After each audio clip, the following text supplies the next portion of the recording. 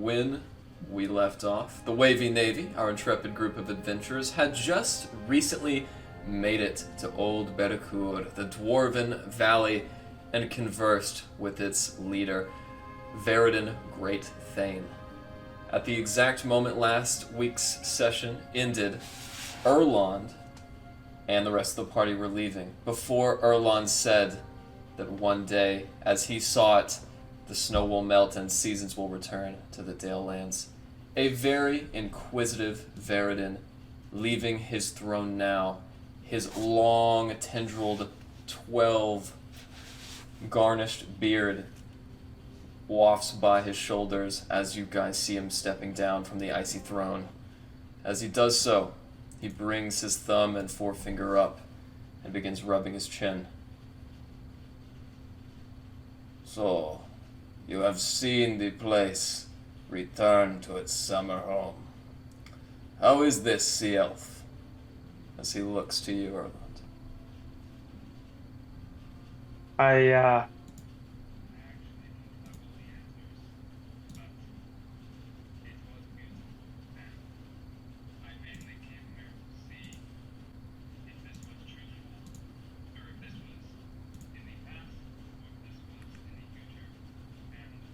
As I see it, after stepping foot in your kingdom, this is the future.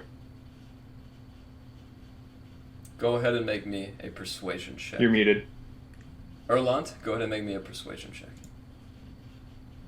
As he sits about, looking about the rest of you, he does turn his eye to you, Glenn, as well. You there. Jesus. Where did you receive that pendant? As he reaches his hand out and goes to pick up a piece of your beard, Glenn. Do you resist? No, I'll let him do it. He uncovers a very small section of Glenn's long beard. Pushing aside some of the strawberry blonde hairs, he grabs the shiny doubloon of Marthlamore. Do you know what this is? So, just a bit of jewelry. I will not deprive a dwarf of what is his rightful belonging.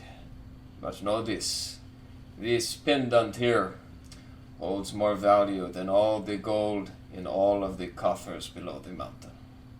As he pushes it back into your hair, he looks up.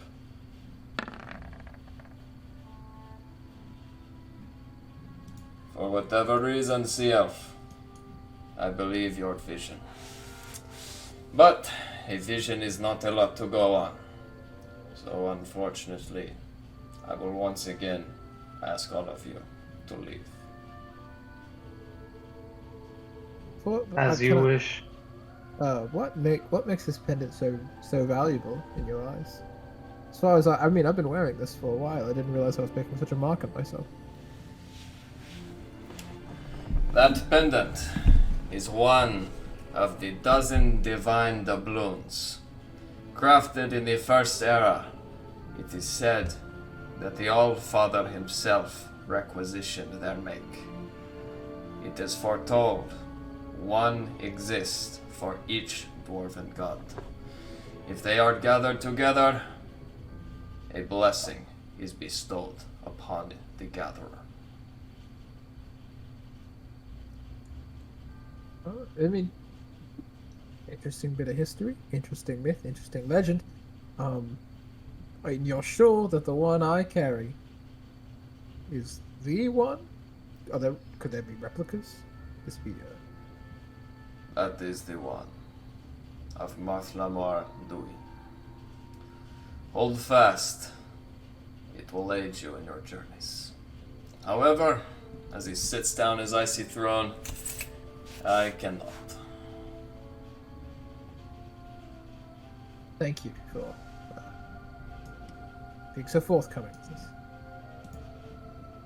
Your Majesty, if I might interject for just a moment. We have other reasons for coming to the city. And that is this little one right here, and I gesture to Larry, needs to talk to your advisor there. He looks over at Seladak. Long, blonde beard gathered together and splintering off in two different points, almost like a large blonde mustache that gathers near his waist and splits behind his back. I am sorry, but he is occupied.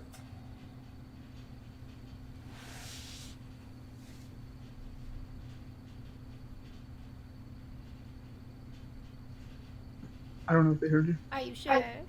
Are you positive?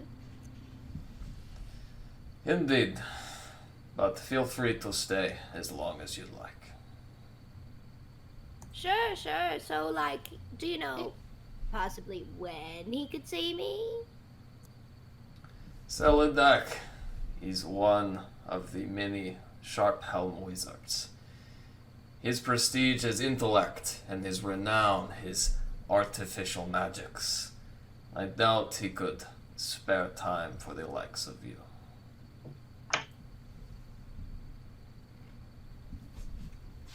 Well, I mean, I think you and my dad were friends, so, or he and my dad were friends, so. At about this moment, Seladak speaks out of turn. Oh, is that so? And who's your puppy's name then? Harple. With the sound of No, that. I don't. That's okay. With the sound of that surname, Seladak whispers something into Veridon's ear, but before he can reach, Veridon holds up a hand. I have spoken. Do not make me reiterate myself. Okay. As you guys sit in the throne of black ice, the bard plays a gestural note to signify you're leaving. With that, the dwarves gather, ready to shut the massive doors to the cave entrance behind you. What would you guys like to do?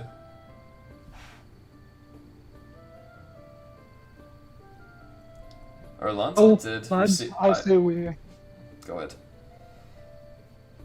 Well, lads, I say we head our way to a tavern that we can stay the night at, and either me or Aralis can send a message to Seladak and let him know where we are, and he can find us. Sounds like a plan.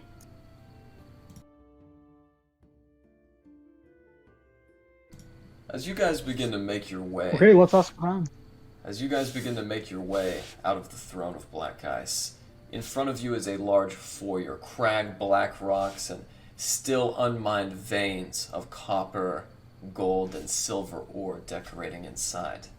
However, something else, gleaming and magical, catches your eye. As you all walk out of the throne room now, you guys begin seeing a black line. It forms at eye level and drops down into a magical doorway. Those of you who are proficient in Arcana can roll me an Arcana check to discern its origin. Those of you who are not can roll a History check, as you have seen this spell cast before.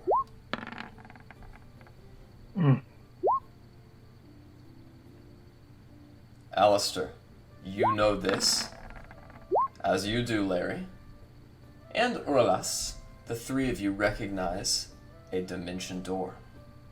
As it is being cast, you have but a second to react. In this moment, is there anything the three of you, Aralas, Larry, and Alistair, would like to do? Push through. Push us all through. Can I jump through? Let's push them all in. Let's go. I'm running into it. I'm running into the dimension door. Okay. What are you doing? What is that? Here we go, Rez. Come on. Who else would like to run Ben. it through the dimension door? Ben is being pushed through. I feel we don't have a choice. Might as well just go stick together. Alright. In that moment, as you guys all go through the door, Alistair, you're the first. You knock heads into a very tall dwarf. As you do so, you take 1 point of bludgeoning damage. As he shakes his head, oh blimey! And as you guys go into this room, treatises wrapped and unraveled, some crinkled up in balls of paper. Huge mural on the side of the wall of a dwarf with a long black beard, no mustache, and a tri-cornered cap. The familiar visage of Martha Morduin etched into its surface. And inside, a very familiar blonde dwarf. It is Seladak the Wise. Right then, I was gonna visit you first, but I see you're a little antsy. The black gate closes behind you. Right then, so, you're the Wavy Navy. Aye. Well, me master might be a little shomdilly, but I'm here and I'd like to offer my services to good people like yourselves. So what may I do for you? What do you do? I appraise things. I devise magical items, their whereabouts, their creators, and of course, their possibilities. Very fortuitous. I have just the thing. And I part my beard to reveal the pendant. I've just been told this is apparently quite valuable. And I'd like to know a bit more about it. He takes it, and for but a moment brings up a very small monocle, wider than most, with a stout frame that telescopes out. As he pulls up this lens to his eye and inspects the coin. Aye. Little platinum, pure adamantine etch. You got nothing else rather than one of the dozen divine with you. Aye. May the winds be at your back, lad. And he hands it back. You hear that, everyone? I'm quite important. And what about you, little miss? I think you had a matter to resolve here as well. Gosh. Well, Y'all. you know, Stop. Hang on. Look at Rez. Oh my goodness. I do like your ears. They're very nice. Very good. Method acting. He's a dwarf. He's a dwarven guy. But you do know, I've got a little ring here. I was just wondering if you could tell me more about it. Possible. Aye, fetch it here. And he holds out his hand. Oh my. I might need to put on my gloves for that one.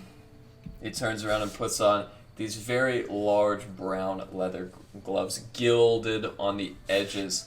He brings them up, and as he holds it, I ought to be careful with this one. Not only is it contraband, but I'd rather not be touching my skin with it myself. This here is a band of binding, handed out by guildsmen and wicked thieves alike. The wearer of this ring dies whenever he falls unconscious.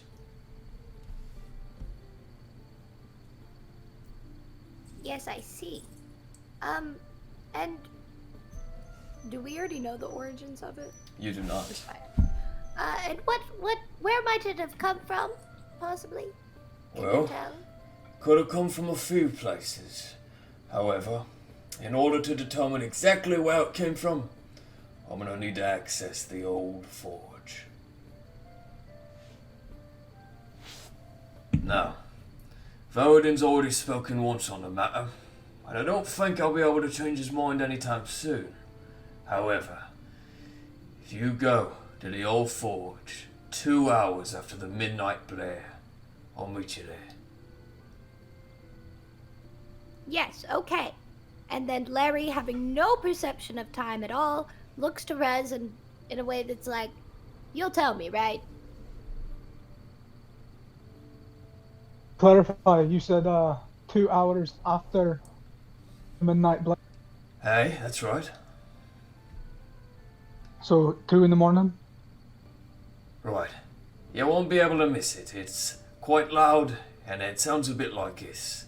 Using thaumaturgy, you guys hear the very familiar. It's a bit loud to be playing at night when everyone's trying to sleep, but, you know, not my ways. Well, it's dwarven 2 in the morning. It's different. That's fair. That's You fair. should know, Ben. Oh, yes, Glenn. Sorry about that. Aye. Yes. And just to be clear, that's 2 hours after the midnight blare. If you go during the midnight blare, the Smiths of Morden will be there, and they won't like the sight of newcomers in the old forge. Very well. 2 hours after the midnight blare. At about that We will time, see you.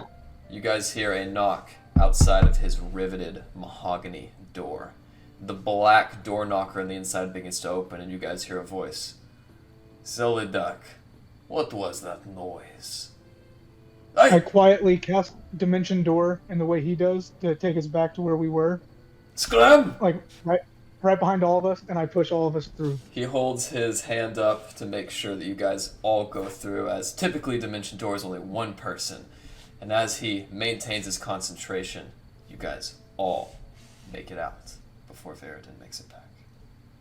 Well, Unless that was productive. That was good. That was really good. Ben. Yeah, well,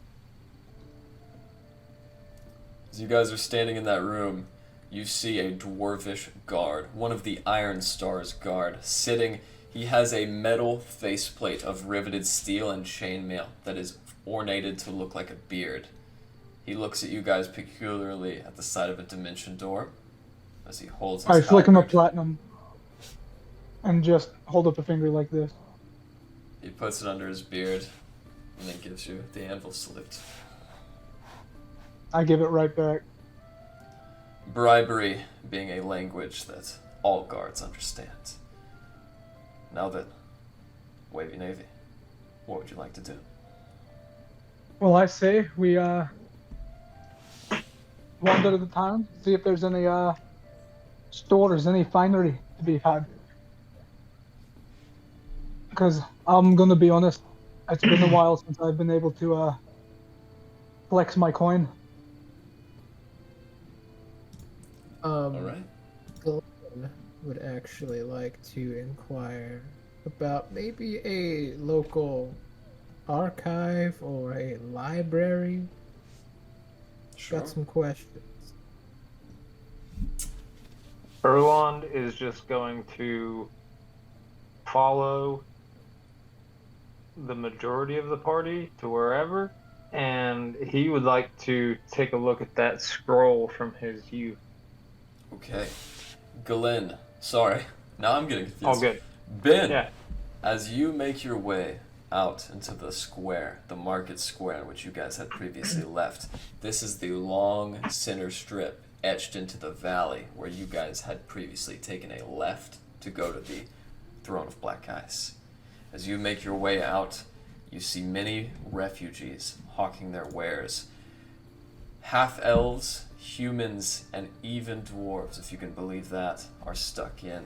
Many of the refugees that you guys recognize from your travels throughout the Dale Lands. As you make your way by Ben, I would like you to roll me a perception check. Perception there. Glenn. Ooh, not good, not good. Glenn, on the other hand, you know of the Dwarven Valley, at least somewhat through a secondary source, that being your father. And you do know of the Blackwood Keep, otherwise known as the Library of Old Barracour. It is on the right of that Y, if you would choose to go there. I would like to go there. Ben, you don't spot much. However, you do see something peculiar. An old, scrawny dwarf. Malnourished and gangly. He has a very grayed, yet still slightly blonde beard that's nestled under his chin and covered in what looks like grease and curls, and just a very run-down fellow. As he approaches you, he pushes a black minecart filled with doodads. Hey, friend, are you selling your wares?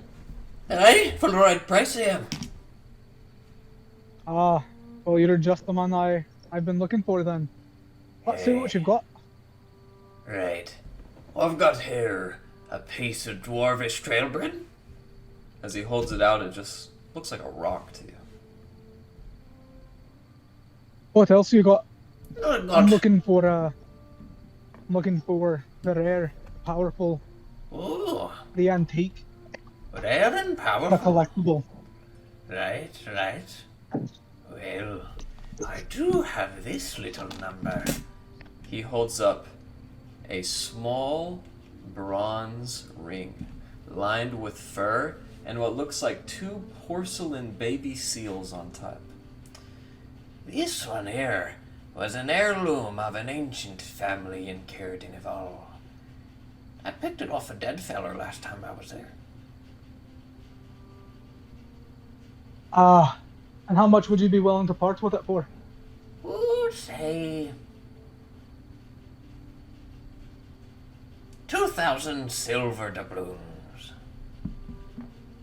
You want 200 gold just for that? Hey? I'll give you 10. He puts it back into his cart and begins pushing. I walk away, anyways. Who all is with Ben? Pretty much everybody, except Glenn. Okay. Guys, do you think you could help me keep a lookout for shopkeepers and stuff like that? A little bit more reputable collector and vendor. No. Of course, I'm curious to see what is in this city. Thank you, Aralis. Let's take a look around. Yeah, so let's check out like the like the city square where like a bunch of shops would be. No. Looking for like a jeweler, That shit was hilarious. a baker, a candlestick maker, a purveyor of fine clothes, maybe a magic shop. Not on the top of my list, but more like finery things. Okay, since Rez has already rolled, everybody else roll me a perception check. Glenn, as you make your way down the eastern wing, you see that this is the majority of the residences in the Dwarven Valley.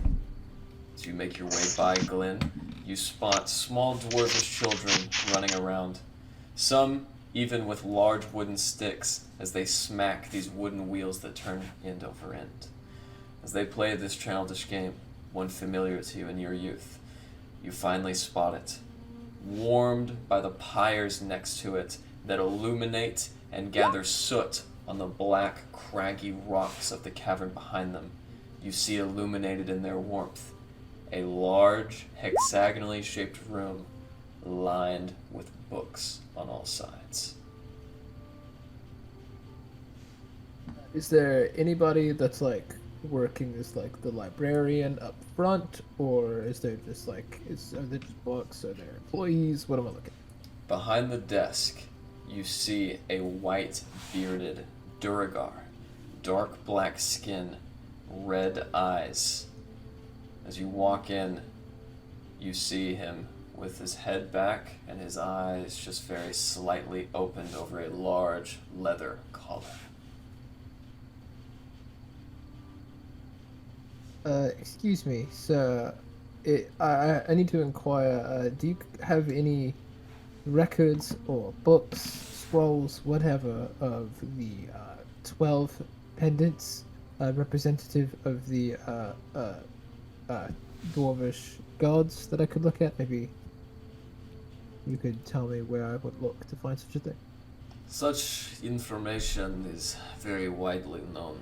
You will not find any scribe, even of foreign origin, writing about the commonalities such as that. However, we do sometimes pass out pamphlets to outsiders. And as he reaches in his pocket, he pulls out a small piece of parchment.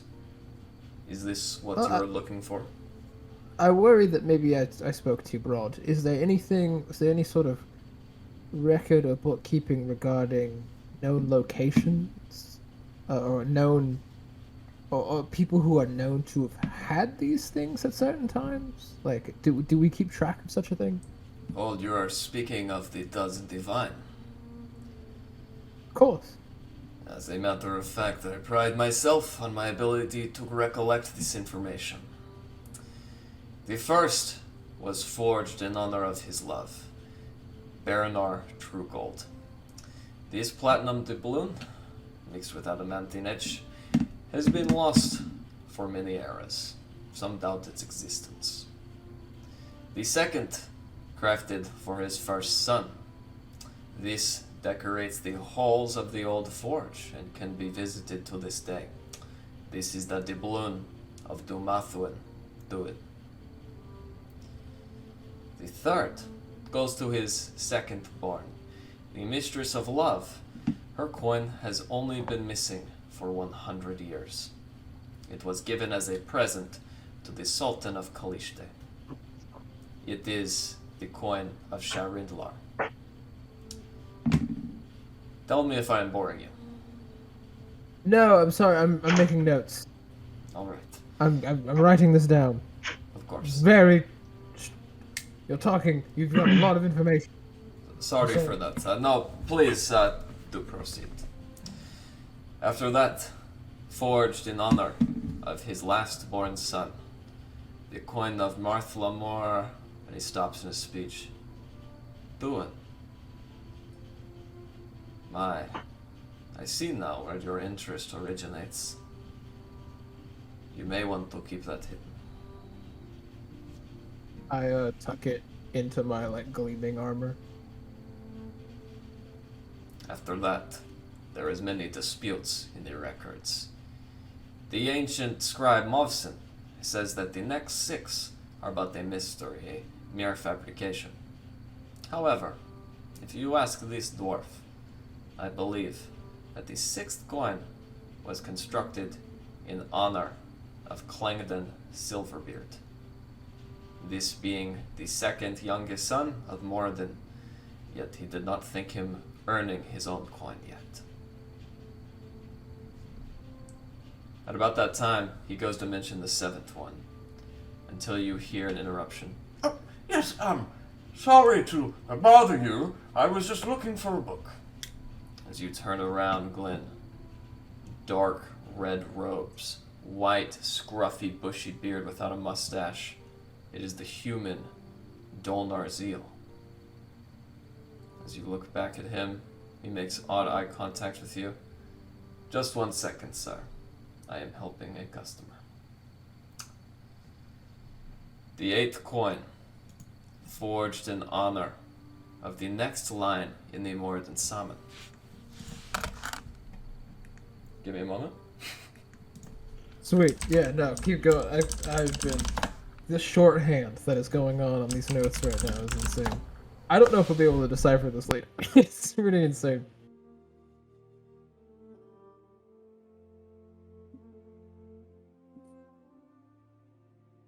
Chugs beer, continues typing. Yep.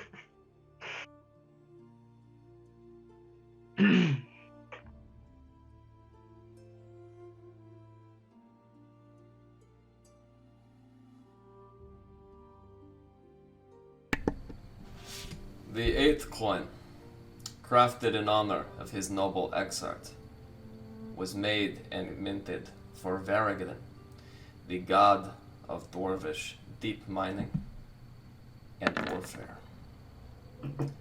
After that, the next was made for the traitorous god, crafted in my opinion before his existence, but after Moradin had thought to make him. This is the coin of the Duragar Thurmakul. The 10th and final of the Sons of Duin was crafted in honor of the wild dwarf known as Thard Har. He is the dwarf of the wilds and the rival dwarf of yours truly, Marthlamore Duin.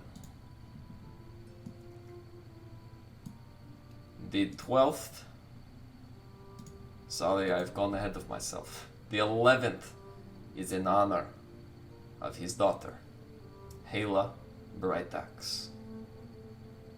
The 12th and final doubloon was crafted for what Moradin cares for least, that being himself.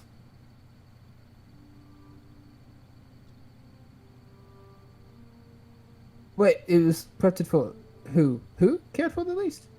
Morden. He thought it wise to Morden. honor his sons and his daughters and kin before himself. Many say he would not requisition such a piece, but I believe in its existence. This was and we don't have any record of it like showing up anywhere. No one's got this coin. No one's got any idea of where this coin and some of the others are. It's like you've given me plenty of information, but are some of them just missing? As a matter of fact, the coin of Morden sits in Mithril Hall in Dunbat, protected there by the Malachite Rangers.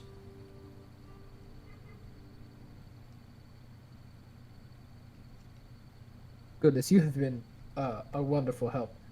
The only thing, it seems, I've got... I'm missing one. Did you skip the 7th coin? The 7th coin, this was fashioned for Varagden.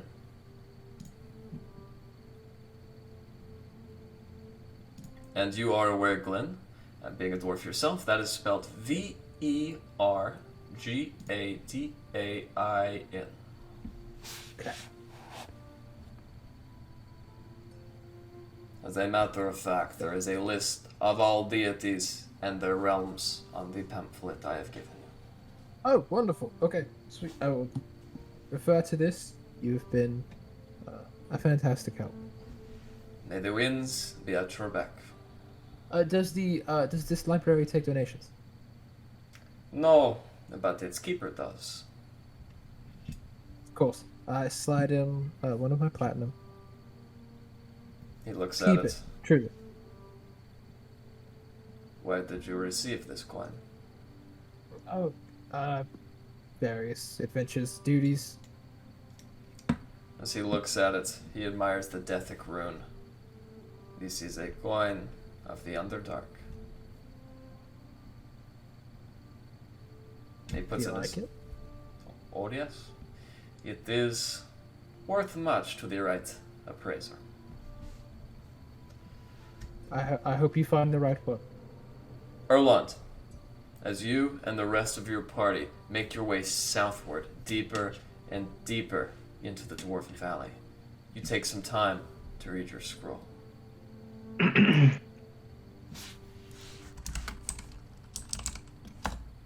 Erland, you read the following. We bow to she who wears the crown. Let the world shiver with dread. Clad in winter's whitest gown, her snow enshrouds the dead. This brittle piece of white parchment written in dark blue ink. Erland, roll me a history check to see if you recognize this poem. And do so at advantage, please. You said roll a what? A history check at advantage. Erland? 15, narrowly meeting that DC. A flicker of light triggers in your brain, and you know this to be the nursery rhyme your mother sung to you as a child. The rhyme of the Frost Maiden. Is that all that's on the scroll? Oh no. Would you like me to continue to read it? Oh boy. Alright, yeah. Her fury sheds but frozen tears as gray clouds issue forth. Her wind across the wasteland shears, bringing blizzards from the north. Ice-kissed flowers caught mid-bloom, beauty kept in all its gaze. Summer gone to its silent tomb, sitting her cold embrace. All the world in winter's white, sheathed in sleet and ice, set upon never-ending night, she conjures paradise. Behold her everlasting rhyme, see how it covers all. Weep not for those she traps in time behind her frozen wall. Sovereign of summer's lost, general of winter's war. Long live the Geen of cold and frost. May the Frost Maiden reign forevermore.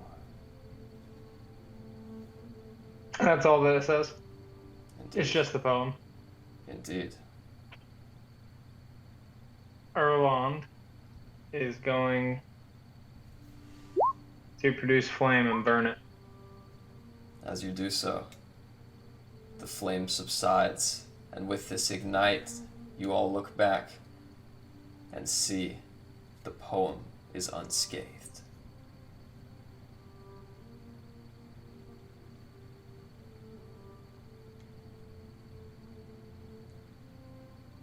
And about that time, Ben, you find... Erlond's just gonna stare at it. Just like, what the fuck? And about that time, Ben, you see, etching out of a rectangular cut cavern entrance, a wooden sign, dark wood with silver etching. The etching looks like a tailor's thimble wrapped in thread and a sewing needle. Oh, this has got to be a fine tailor. And I walk in.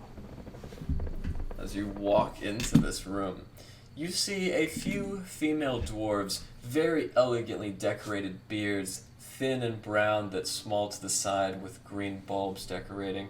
They seem to be adjusting clothing on stout mannequins.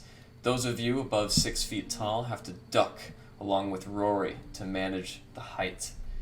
Sitting behind a desk, you guys see a very old half-dwarf and half-human female.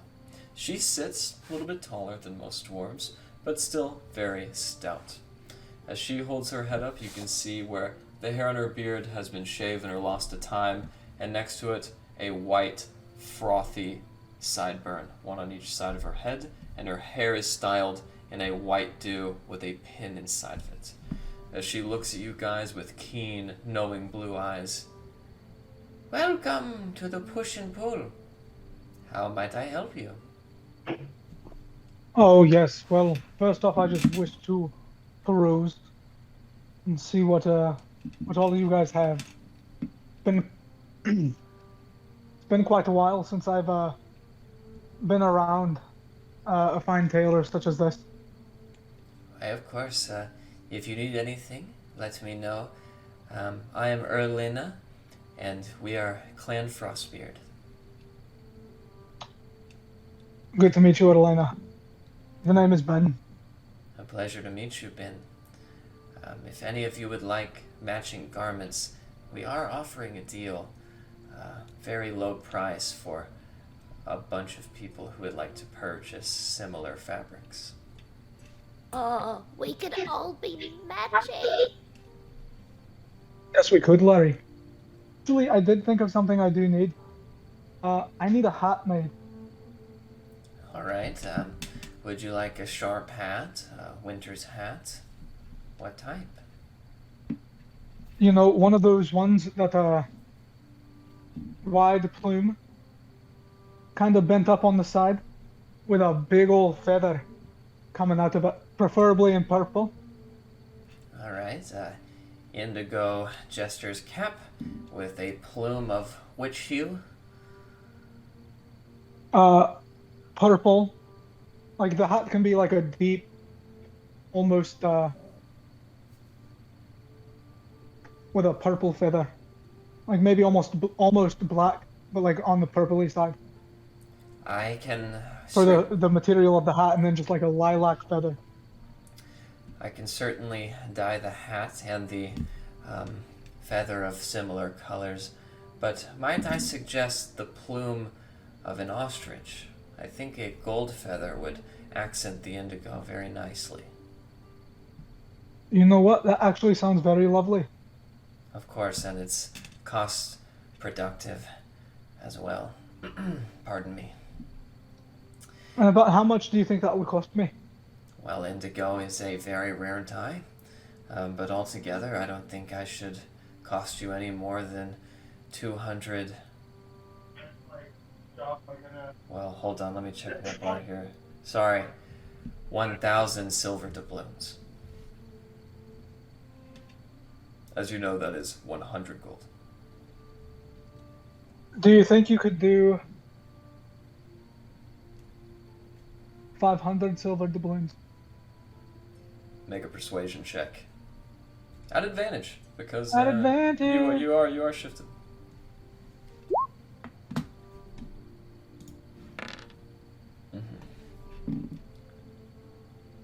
Make it 600 and you've got yourself a deal, Ben. That sounds like an appropriate amount. And I hand over 60 gold. All right. Corey, Hildegard, you heard him. As the two young dwarvish maidens give you a slight curtsy and walk behind a curtain, they begin making it. I'll say your hat'll be ready, well, by an hour before midnight's blare. That sounds wonderful. Thank you very much. Do you know of any jewelers that you'd recommend? Unfortunately, most jewels here are cultivated for the purpose of ornating armors. You'll have to talk to the royal smith, Angus. Well, thank you for your help. You've been a wonder. Well met. Would you guys like to browse and see if there's anything that you'd like?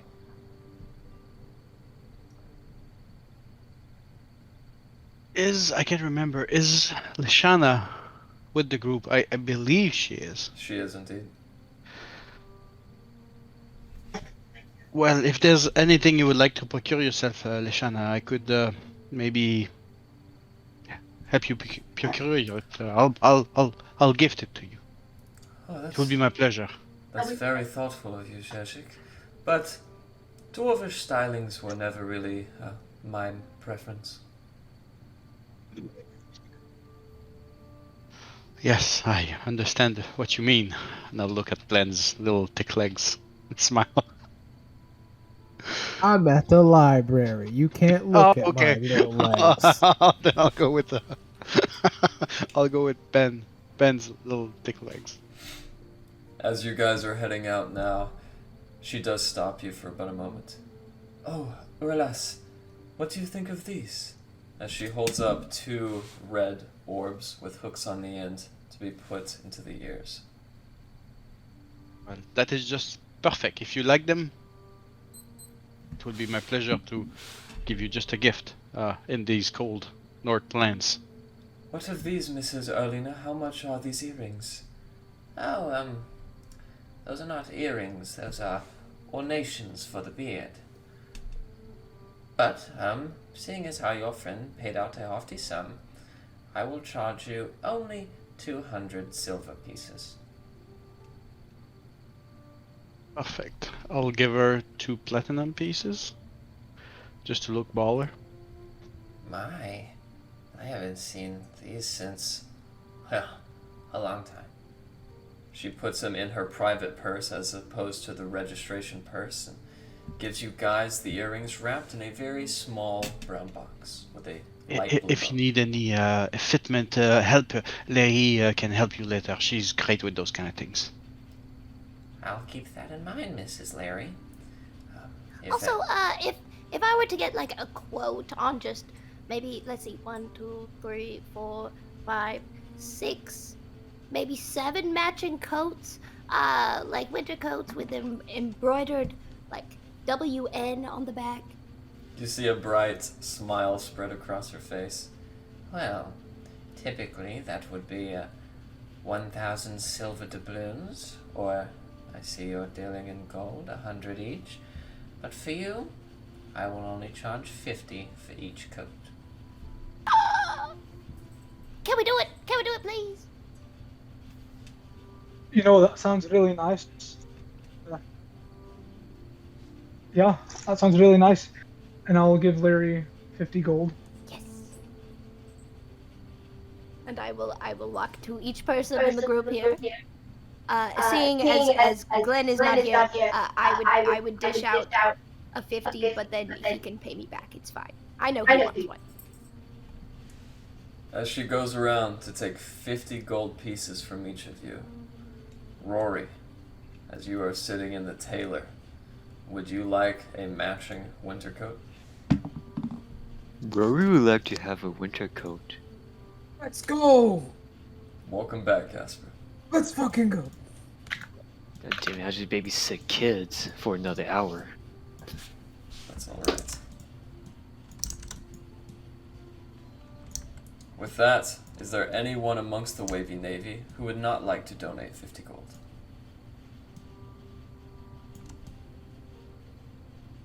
All right. No, I'm. Okay. With that, Larry, you receive 350 gold pieces in total. Do you take it, Erlina? Yes, I do. As you do so, her bright smile glows. She puts it under. With the hat and some of the other devices I'm working on, I will say that we'll have this ready by tomorrow morning. All right, we'll be here to pick it up. If I might ask, what do the W's and N's stand for? Oh, you know, we're just a fun group of travelers. We like to call ourselves the Wavy Navy, but it's a small thing. It's not like everybody knows who we are, but yeah. I had not known I was in the presence of adventurers. May the winds be at your back. Now, if you don't mind, I have to get to work. Thank you very much. Thank you. As you guys all leave, having known that these jackets and your lovely attire is in order, you also know that about an hour and a half has elapsed. It is now approximately 8 p.m. Glenn, have you made your way back from the library? Go back to the library or from the library? From the library. Oh, yes, I have. Okay. Glenn, as you do make your way back, and we'll say you were added into the gold pot. Okay, for sure. You How much guys- was it? 50. 50 gold. Just for posterity's sake, because I don't know how Glenn would have found us. I'm going to cast Sending and just say, hey Glenn, we are at the tailor's. If you need to find us, that's where we'll be. Waiting for you. To come and see. Do. As you Why are make you talking like that? I'll be there soon.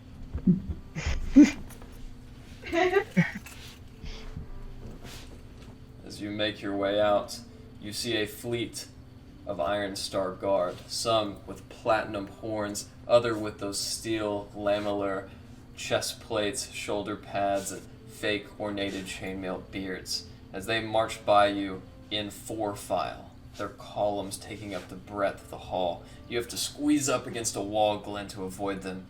They look like they're going to the eastern gates.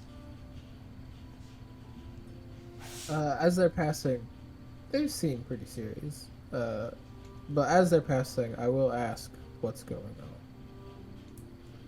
Reports of a dragon. Probably nothing.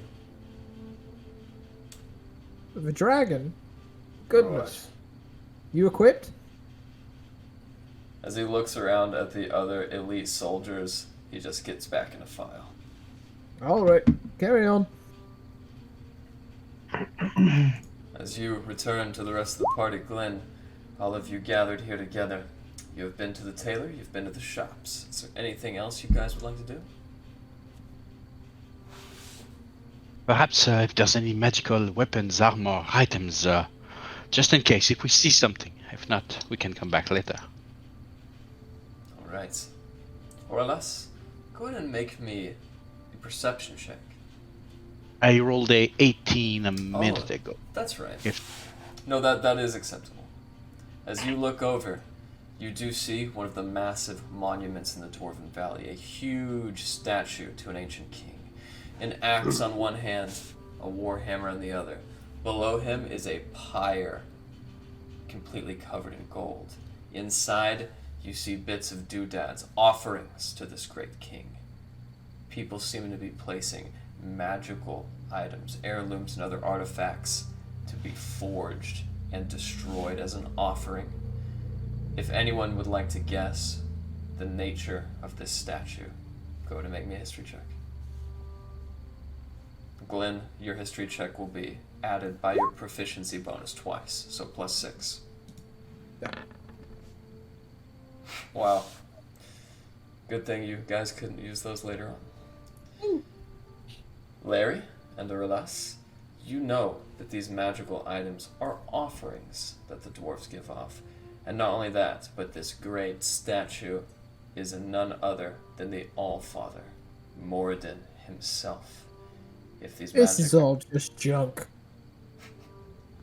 Garbage. Larry, I'm pretty sure right now all you're thinking about is jumping in there, eh? Sorry, Vlad, I couldn't hear you over these thoughts of just jumping in there right now. I think. Oh, hold on. Let me. No, I can't read your mind. For a second, I was kind of convinced. This is quite the sum, eh? In front of you Dwarves. guys, you see, bounding around the corner, a few miners, their helmets with horns and what looks like magical lights that give them view in the deep caverns. Behind them, an old, scrawny dwarf described earlier, as he pushes his minecart up to the flaming forge. He begins taking things and casting them in. First, a small red pendant that burns immediately. Second, what looks like a platinum wedding band that does the same. And third, he takes out a copper ring. As he puts it into the fire, he pushes his minecart away.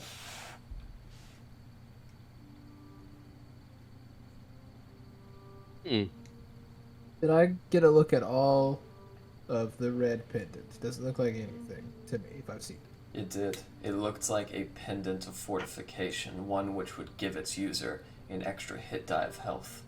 But as I mentioned, it incinerated gone. almost immediately. Cool, okay. Cool.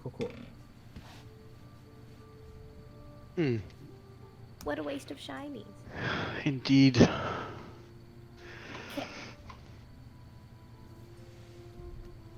Well, Be wrong to touch things. You do see Larry.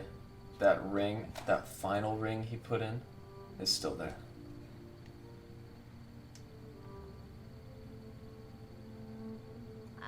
I'm gonna take it. Alright. It's.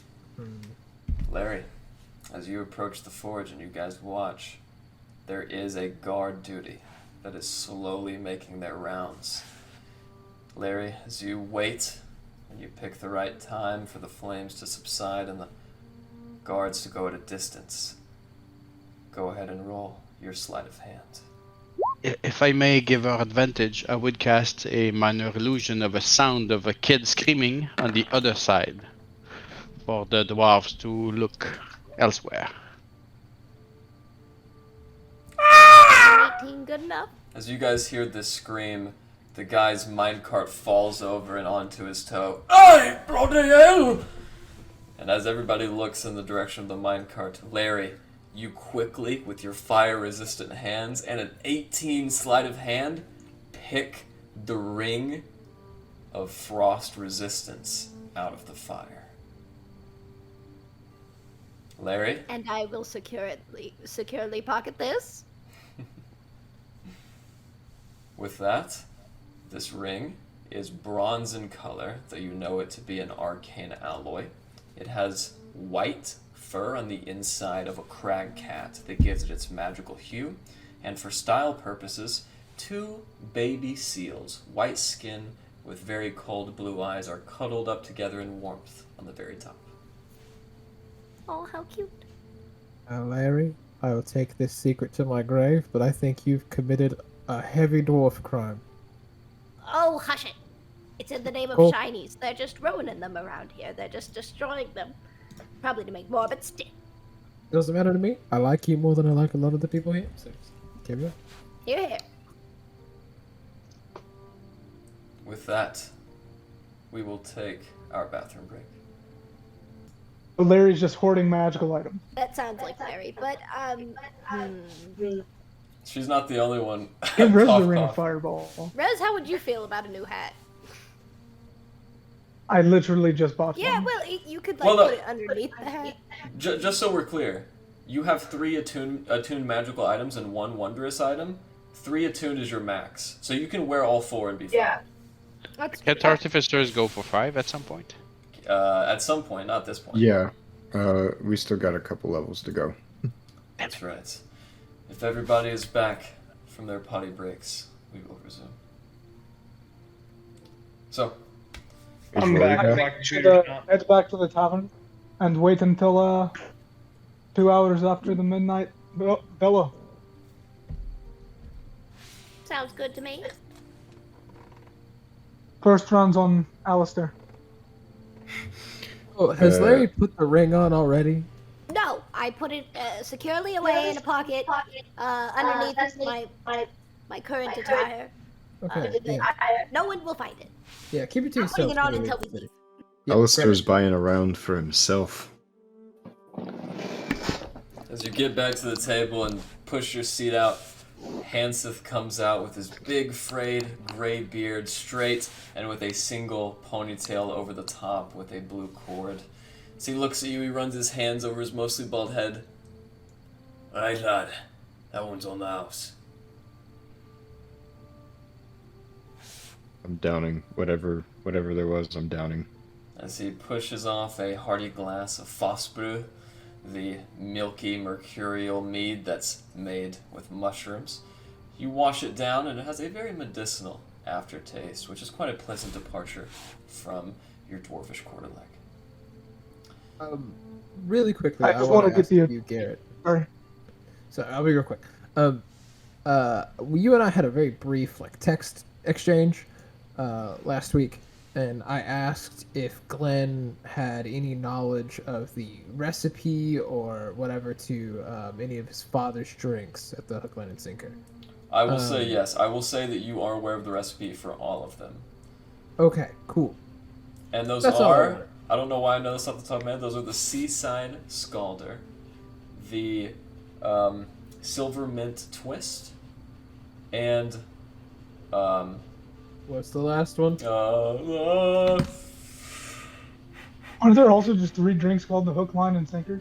Yes, Yeah, but but they're they are modern. distinct beverages in their own right. They're Seaside just called Hook, Line, Scalder, and Sinker. Seaside Scalder, Silver Mint Twist, and the Kalishtan Sunrise. That's it. That's the one. Good job. Alistair's Rez going is just to gonna. Alistair's putting his horn on the table and asking to fill it up. Alright, but you're gonna have to pay for this. Alistair's gonna pull out 5 pieces of gold and put them down. That's no problem. Thank you, Captain.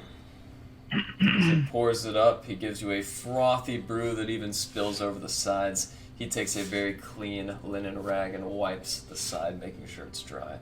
As he gives it to you, he garnishes the quarterleg with a very small slip of a winter dew melon. Very nice. Drinking Rez away. would have liked to approach the bar. 1 second. And 1 second. Alistair, go ahead and make me an athletics check. Yep. This I horn figured is it was coming. it's massive. ooh, that was so close to a 20. As you get it up, you slip it back, and you do drop it. As it hits in the center of your lap, go ahead and make me a dexterity check to see if you can grab it. Okay.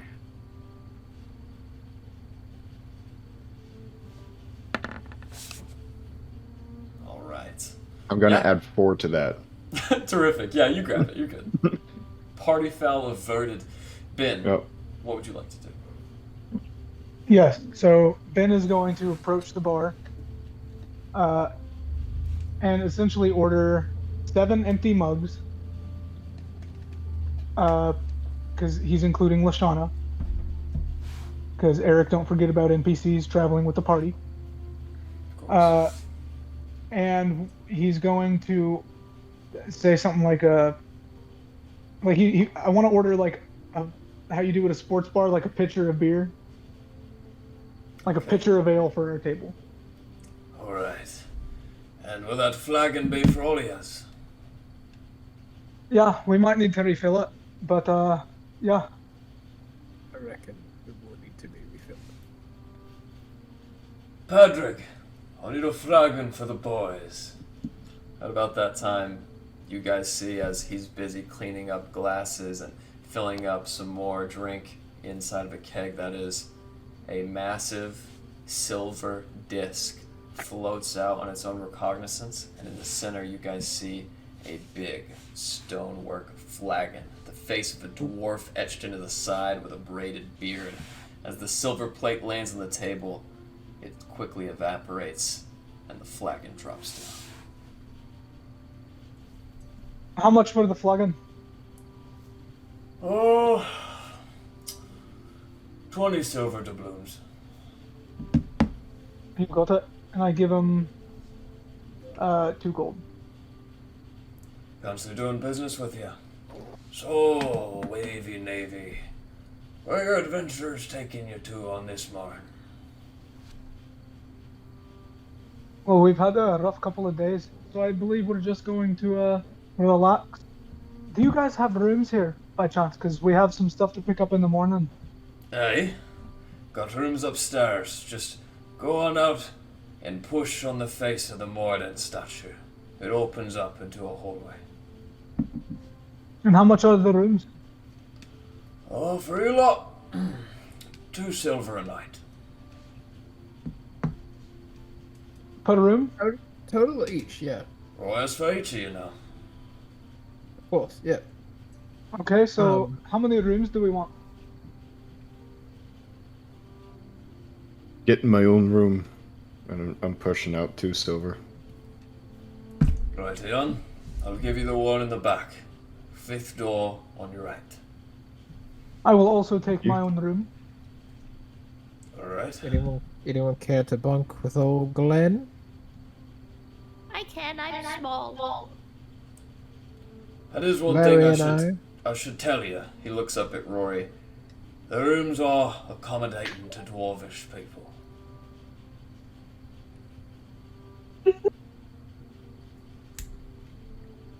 That is to say, my dear, you might not find it very comfortable. To be fair, we don't know where Rory has slept for a few days. So who's to say? Is that a name? Rory's been out in the wild doing bad stuff. Rory! It's alright. We've all done bad things. As a matter of fact, your worthy bartender was once a sailor.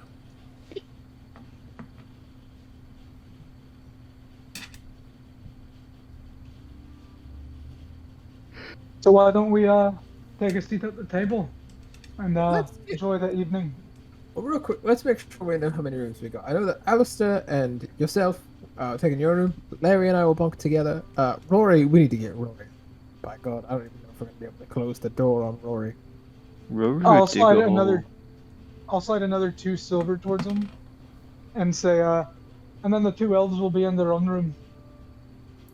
Alright, Passively listening. sure. And I'll hand the key to Aralis and give him a wink as I hand it to him. I'll take the key. As a gentleman, I will give it to Lishana and look at her and wait for a long second. I wouldn't mind having my own room. Of course, you take it. Would you like some company? Maybe Rory, she's... Well, okay, I think you'll better be on your own.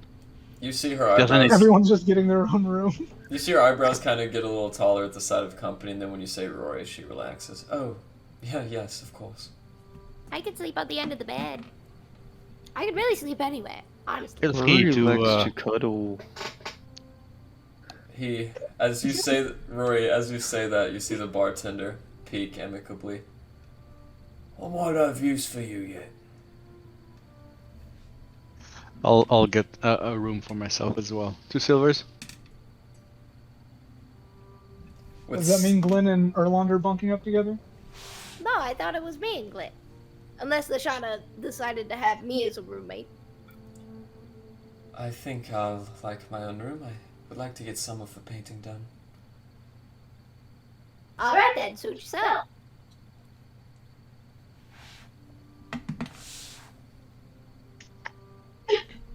With that.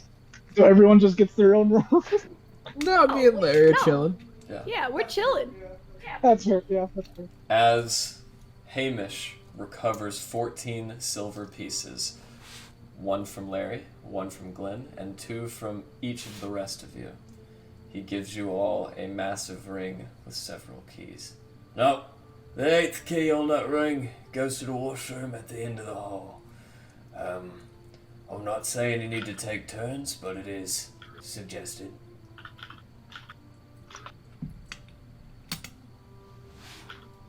Well, thank you for your compassion and your help. Of Now, course. Wavy Navy, should we find a table and just have a discussion?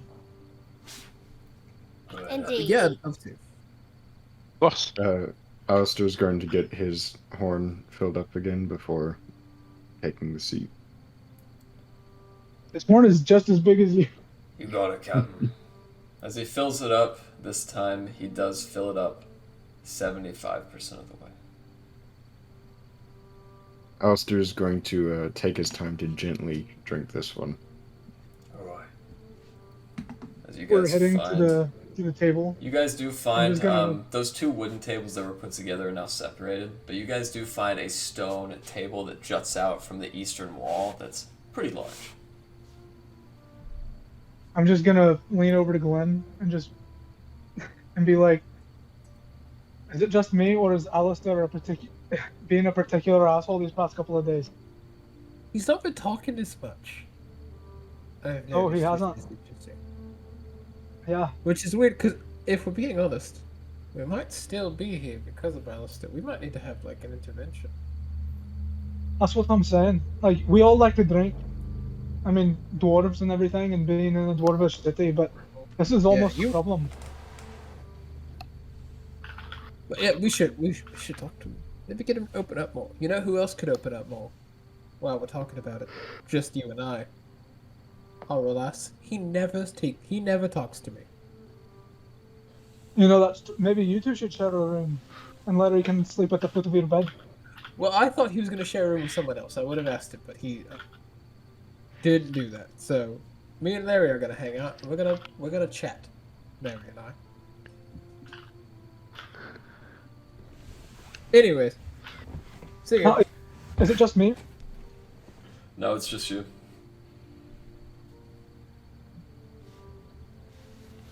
Within that time, Rez and the rest of you who are keeping track, you guys know that it is an hour to Midnight Blair. Rez, your hat is ready.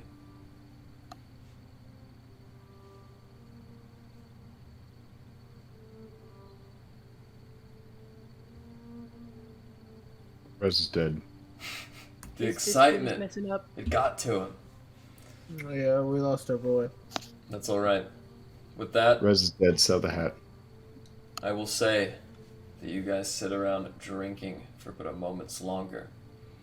As Rez goes to retrieve his hat, you guys inevitably, through your raucous night of festivities and relaxing next to Hamish the bartender, you guys do hear a very familiar sound.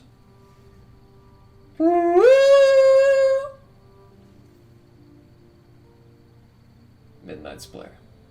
I was gonna say, that's from what I hear, what you guys tell me, we need to be 2 hours from now. Who's good at time? Oh, goodness, what time should we leave? We didn't even discuss this.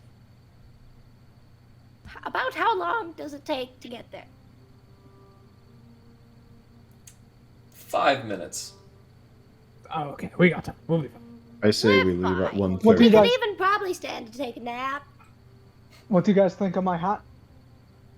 Finally got it replaced. You went and I got your think it's hat? very lovely. He did. He got his hat. Fantastic. It looks great. Nice It looks hat. really good.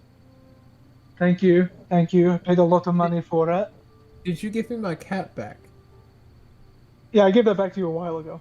Okay, that's what I thought. I'm wearing it. I remember. The So drink. So you're very wearing good it, on you. And I pull his cup away from him and I say, maybe you've had a little too much.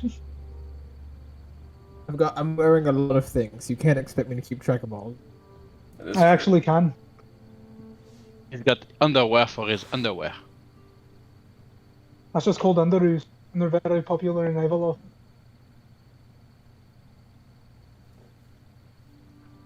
With that, So, actually, since we're all here chatting and we've got a little bit of time to kill, I just wanted to bring up I might have a new. I don't want to use the word side quest. I might have a new prospect for us in the future because we all know, and I'll start speaking in a little bit of a whisper, that Alistair here has got himself a bit of a otherworldly contract that we need to fulfill. Yeah. But if I'm being honest, despite all of our cool and strong deeds, I don't think any of us are prepared to kill a god. Oh, you might not What? be. Hey, speak for yourself. Alistair, as captain of the crew, I think you are right to be bold and right to be brave. This is a god. Alistair's still drinking, by the way. Alistair's drunk. But I thought Well, we were gonna talk I about his did. drinking. I never thought I would kill a king Yeah, myself. it's kind of a problem, isn't it? It kind of is. like I- there's difference, Aralas, king and god. Two Well, different 2 weeks things. What ago, we're a talking king would have been something I would never have thought possible. And now, with you Right, okay. guys, See what you- you see my point. Maybe see what you're in saying. 2 weeks we'll be able to kill gods. We never know. Look at how Well, Rez is I think beautiful. we're able to now. Hold on.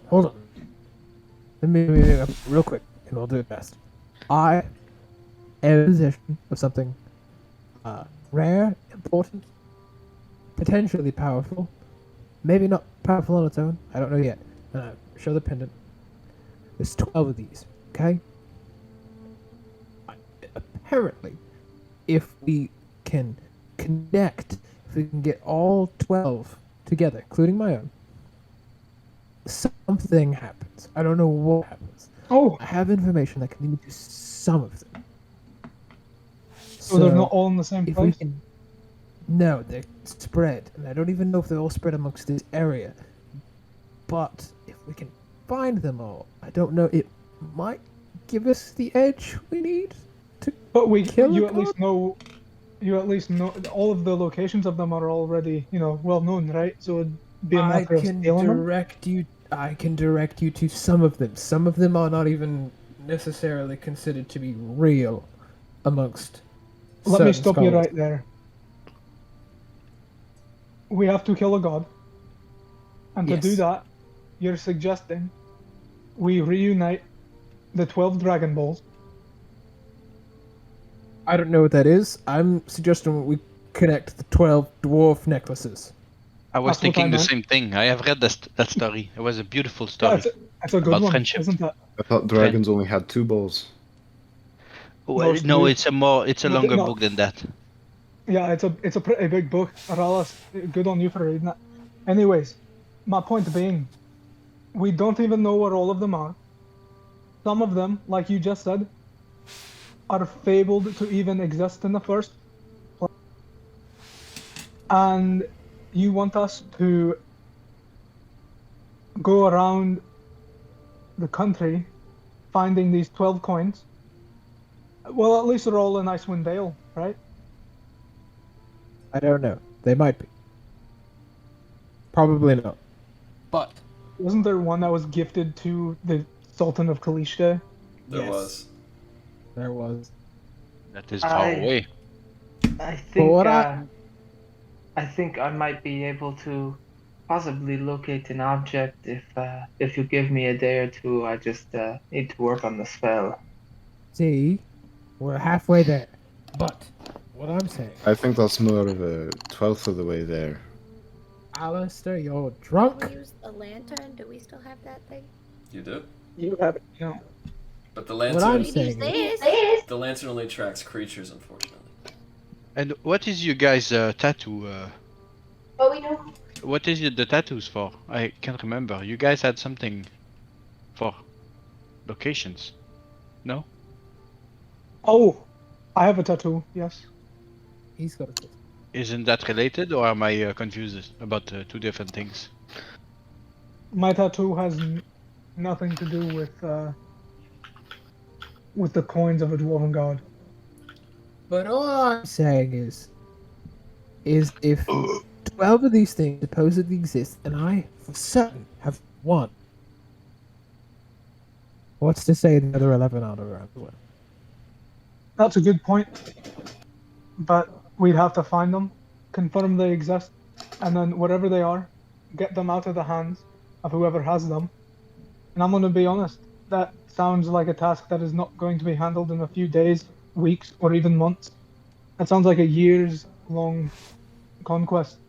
Well, what's our timeline on god killing?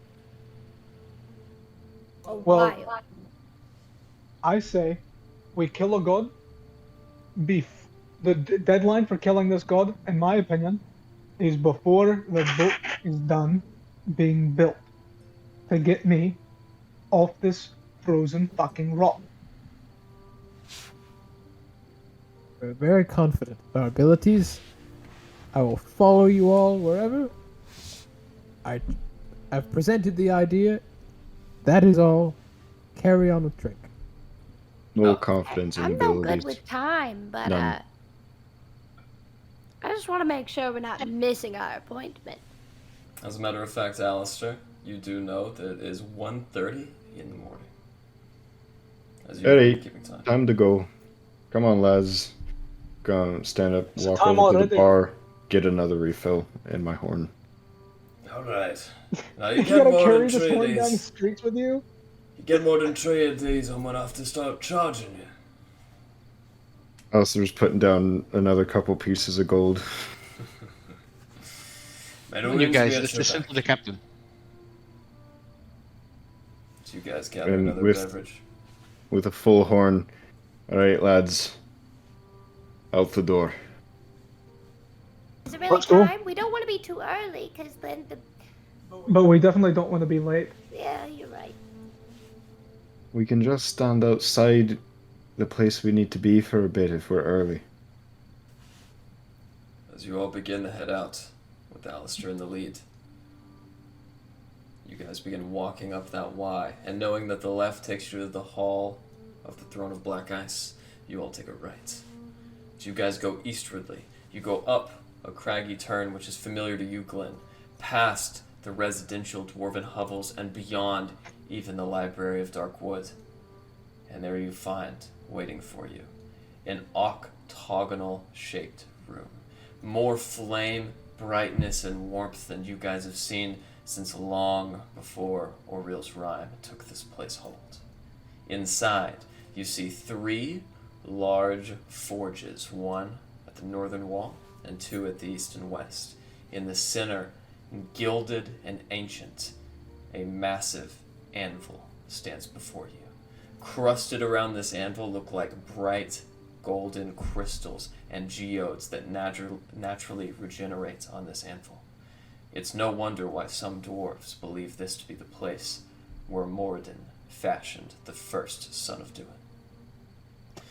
As you all gather inside now, Rez, as you walk through the threshold, you feel a very light fragrance assume your visage, and as you feel the hairs on the back of your neck stand up, you slowly begin losing your dwarfish appearance. I'm backing out. I'm leaving. As you back out and remain as a dwarf, you do so just in time to see another dwarf approaching.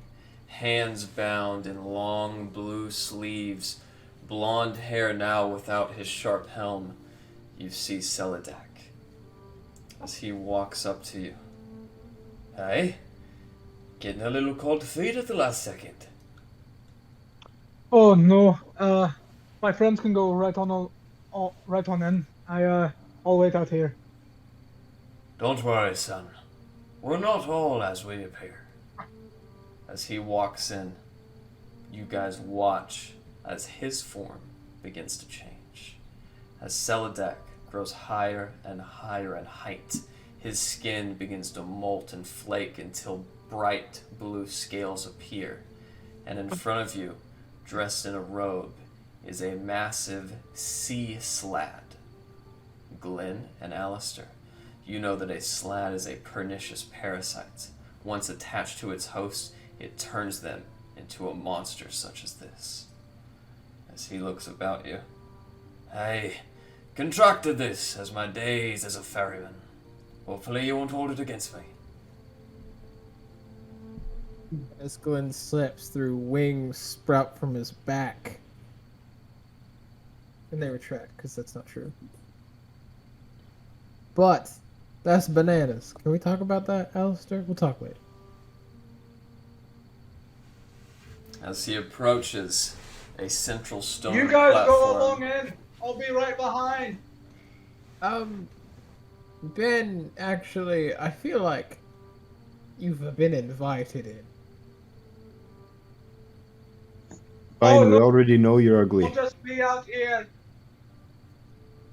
Alright, come in if you feel like. I won't. Ben, You should. do your own deed, but I will be casting a spell to obfuscate the entrance. I'm on On a Erlen's special way in? orders from the Great Thing. On Erlen's way in, he's going to shove Ben through the force. Make an athletics check, Erlon, and I think Ben is going to resist. If that is so, make a athletics check as well. I'm coming from behind I him. gotta watch so- this. I'll I give have to myself watch this. disadvantage on it Yeah, that makes because sense. I'm not expecting it. Okay, sweet. You said That's athletics? as well. That's right. Oh! With What that, happens? Erlon Yeah, but succeeds. I gave myself disadvantage. As Yeah. Erlon Oh, holds, that's right. as Erlon holds Glenn in, or Ben rather, you guys see a visage of Rez seldom seen. Not even his half-elf form, white, icy-like pale skin, white as snow, white eyes, and a very light blonde goatee with very luscious blonde hair. Rez, would you like to describe This- Rez's appearance anymore? Yeah. So he's like 6'3", 6'4", and his raw changeling form. Very unkempt. Nothing like how he usually presents himself. Like very, not necessarily patchy, but not a well-kept beard at all. Looks just dirty and disheveled. His hair is like almost like a pastel orange, and he's got these white eyes with just like kind of like this fog, his skin, like this grayish black fog around his eyes.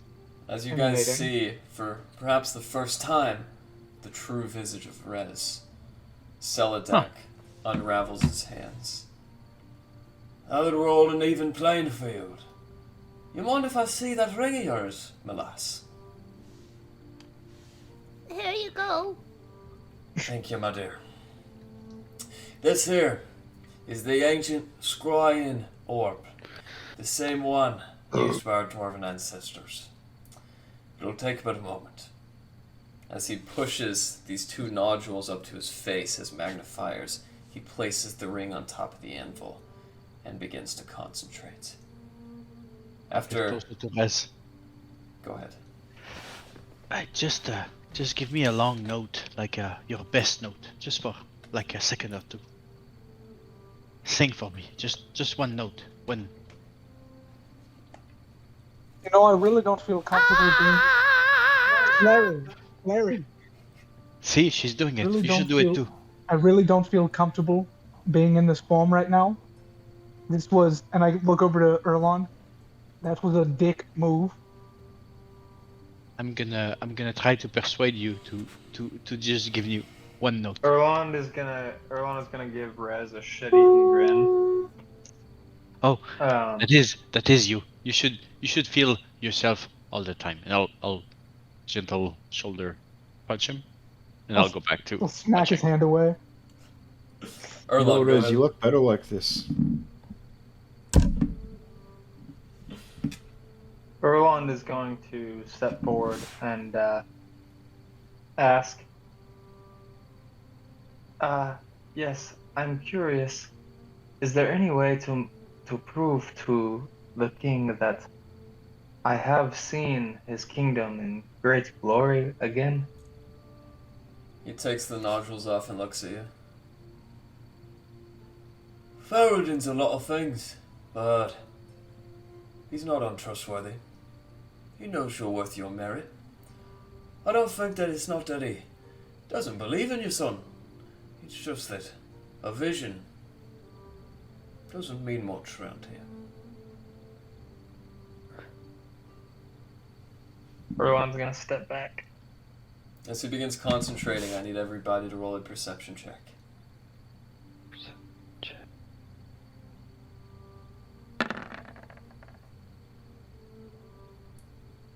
Erland, as you look to Seladak and begin talking to him, you are the first to see, and the only to see, over his shoulder Erland at that front entrance, frost begins to pool in. First, the pyres that illuminate the entrance begin to flicker, and they dissipate, extinguishing themselves. And immediately, the room begins to grow cold.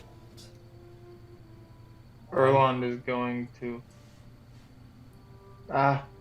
guys, it's getting cold fast in here. What? No shit, Erlon. Thanks for the warning. And he's pointing to like the corner that the ice is starting to accumulate in. As you do that, Seladak cuts you off. I'm starting to see something. I see an island. An icy, frigid place. In its center, a tower. A skull rigged with sharp horns. That's it. This ring, it was constructed on the island of Skolagrim. The island of Skolagrim? Hold on. I'm seeing something else. And as the ice begins to fill the room more, you see Seladak is suddenly blown to the floor. His eyes a dark blue. As he rubs his sockets. Something prevented my scrying. And with that, the cold in this room grows to such an extent that everybody except Glenn... Bonfire. Alright, as the bonfire is produced. Thank you for that. Pleasure. Let me try again. As he goes to the front, Erland and Ralas, you guys see something coming through the tiny hut spell that he cast at the entrance. As it pushes its way inside, you guys see this massive, icy form appear out of the darkness. As it does so, you guys see what looks like a very tall humanoid. Pectoral muscles and abs and a massive helmet. 20 feet tall, you guys sense that the cold is originating from his structure. I am Exarch Kuratek. You have been apprehended, spying on the Frost Maiden's abode.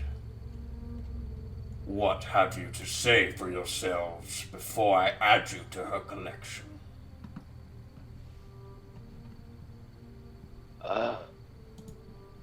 Rez. What do you want?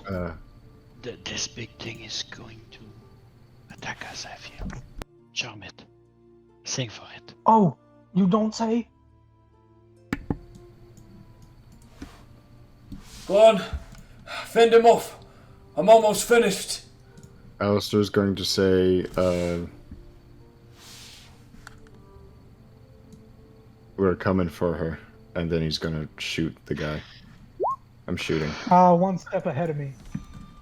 Oh, hold on. Erland is doing something nice too. Everybody, roll for initiative.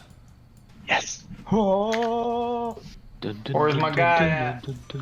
Is Erland not up this there? dude's huge. There he is. Sorry, I was on the wrong part of the map. You're good. I do need to get Rory out though. At the initiative bar. Wait, not one, baby. Hey, we're back in it, boys. Feels good. Well, look at all these 15s. Someone's got a Yes, we're playing with the dog. There you go, Rory. All right. Alistair, what did you roll? What was your natural roll? Natural was a 16 plus 4 was a 20. Thank you for that, sir. Glenn, what is your dexterity? Just score, My not dexterity? yeah, not average, but just your total score. 11. 11. All right, then it will go Aralas, then Glenn, then Larry, then Erland and Rez. With that, I'm super dex. Ice I rolled Exarch. 15. Oh, you did? I did roll a 15. All right, I'm gonna make sure you go. What is your dexterity, Rory? My dexterity 0. I had no Alright. place to argue. Yeah, I shouldn't have know, wasted right? that last 3rd level spell slot, man. Right as I cast Sending, I went, I should not have done that. Hey, that's the best of us. All right. That was my last 3rd level spell slot, man. As Well, you guys we did- are we fueled did by sleep. the magical power of bagpipes, Exarch will go ahead and roll his initiative as well. All right, you guys once again are saved. As Celadak motions you onward, Alistair, your blast. Did my hold person work? No, it did not. Alistair, what did you roll for your attack? I haven't rolled yet. Oh, you didn't? Okay, then go ahead and roll. Alright. Crossing fingers. Laser pistol. Not that it fucking helps. Wouldn't that be something? The whole map just for nothing. Okay, well, that does not hit. That is your action. The laser Alright. pistol just ain't it for you, dude. It never works. I'm Right. just saying. We do know what does work. That's right. Woo! Well, that definitely hits. As you guys watch as the arcane begins spinning inside the ballast, it soon whoop, boom. As it comes out to meet the Ice Exarch, it hits deep into his chest. Ice shattering all over the place before he looks down and the ice heals itself. I believe he's also pushed back 5 feet. That is true, but with that ice portal next to him, it just smashes him into the wall. And then for the rest of my turn, I'm going to I'm gonna move. Gonna move over here. Alright. Just holding eyes with him, maybe taunting a little. Alright, and those forges, guys, are still lit, powered by the magic of the All-Father. Is that in your turn? That ends my turn. Alright. With that, Orlas, it is your turn. Yes, bonus action, I will play the song. Lead song, that's the thing. Yes, That that's is. what I do. Bonus action, and for my action, I feel I'm going to cast mirror image points. So there's going to be 3 copies of me, and I will do my 40 feet here, and I will taunt the beast a bit. And I still have my, I would say, my fire burning. Oh, let's go with. I feel I would have put it like here. Okay. So fire is here. Yeah, just mark it. I've got my handy dandy fire tokens now, and I'll put one there for you. That's good. In that corner. Gotta Just love on the the handy left. dandy fire token. You have to. And I'm gonna taunt the thing. Say, I can create bonfire all day. Ugly one. And I'm gonna fucking pew pew pew. And he feels threatened. That's my turn. All right. Up next, Glenn. What would you like to do?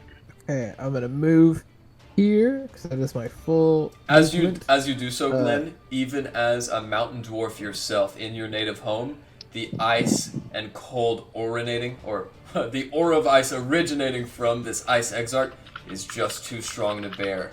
Roll me a Constitution saving throw. Of course. All right, You succeed, and as as Foss buries itself in the fur of your beard and your nose grows cold, you gain no damage. Okay, and then bonus action, I'm going to cast Searing Smite, and that will be my turn. Alright. No attack though, right? No attack, got it. Okay, Rory, it is your turn. Rory's turn. Rory like to throw Rory's javelin into his toe. Okay.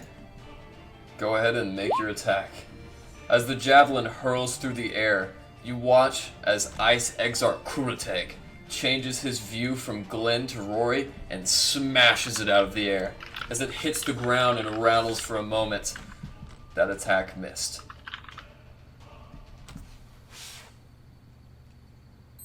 Rory would like to. Where's me? Oh, it's so pixelated. I say my name is Ron. Rory would like to move a couple steps forward and hug behind the wall. Ron, as you hug the wall, making sure not to get any of the ice anywhere near your personage, is that in your turn?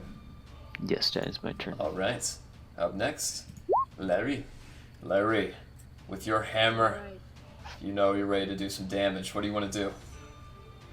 First things first, I'm gonna cast Arcane Weapon onto Okay. the Dwarven Thrower. And do I even need to ask? It's fire, right? It's fire for Of sure. course. Let's see. There it is.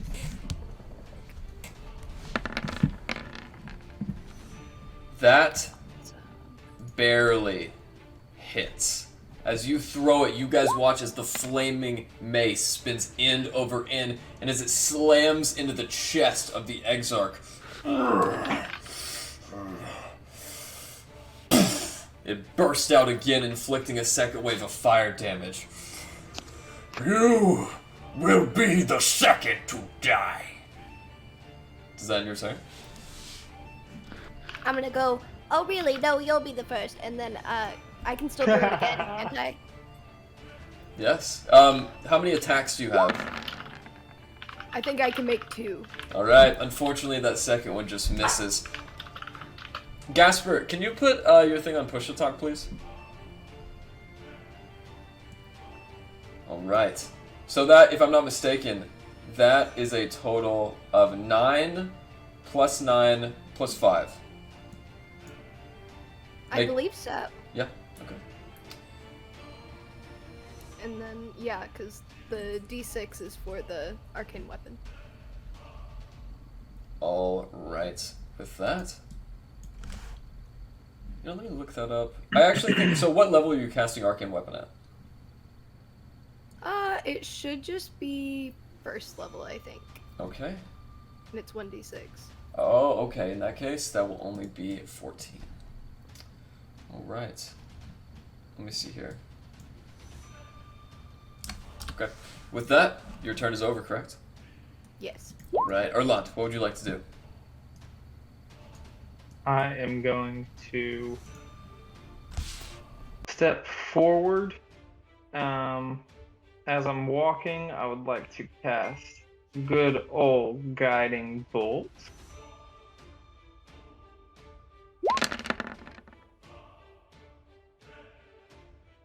It missed. Erland, with that oh so reliable spell, you project it forward, and predicting it, Kuroteg extends his hand and catches the brunt in his palm. As he absorbs it like Yoda in episode 3. Impressive. And then I'm going to wild shape into my archer form and use that as my bonus action. Damn. Your skin is covered in constellations. The Frost Maiden will love I have a inspiration collection. check. Can I use that? An inspiration? Yeah. Alright, if you want to use your DM's inspiration, that would hit.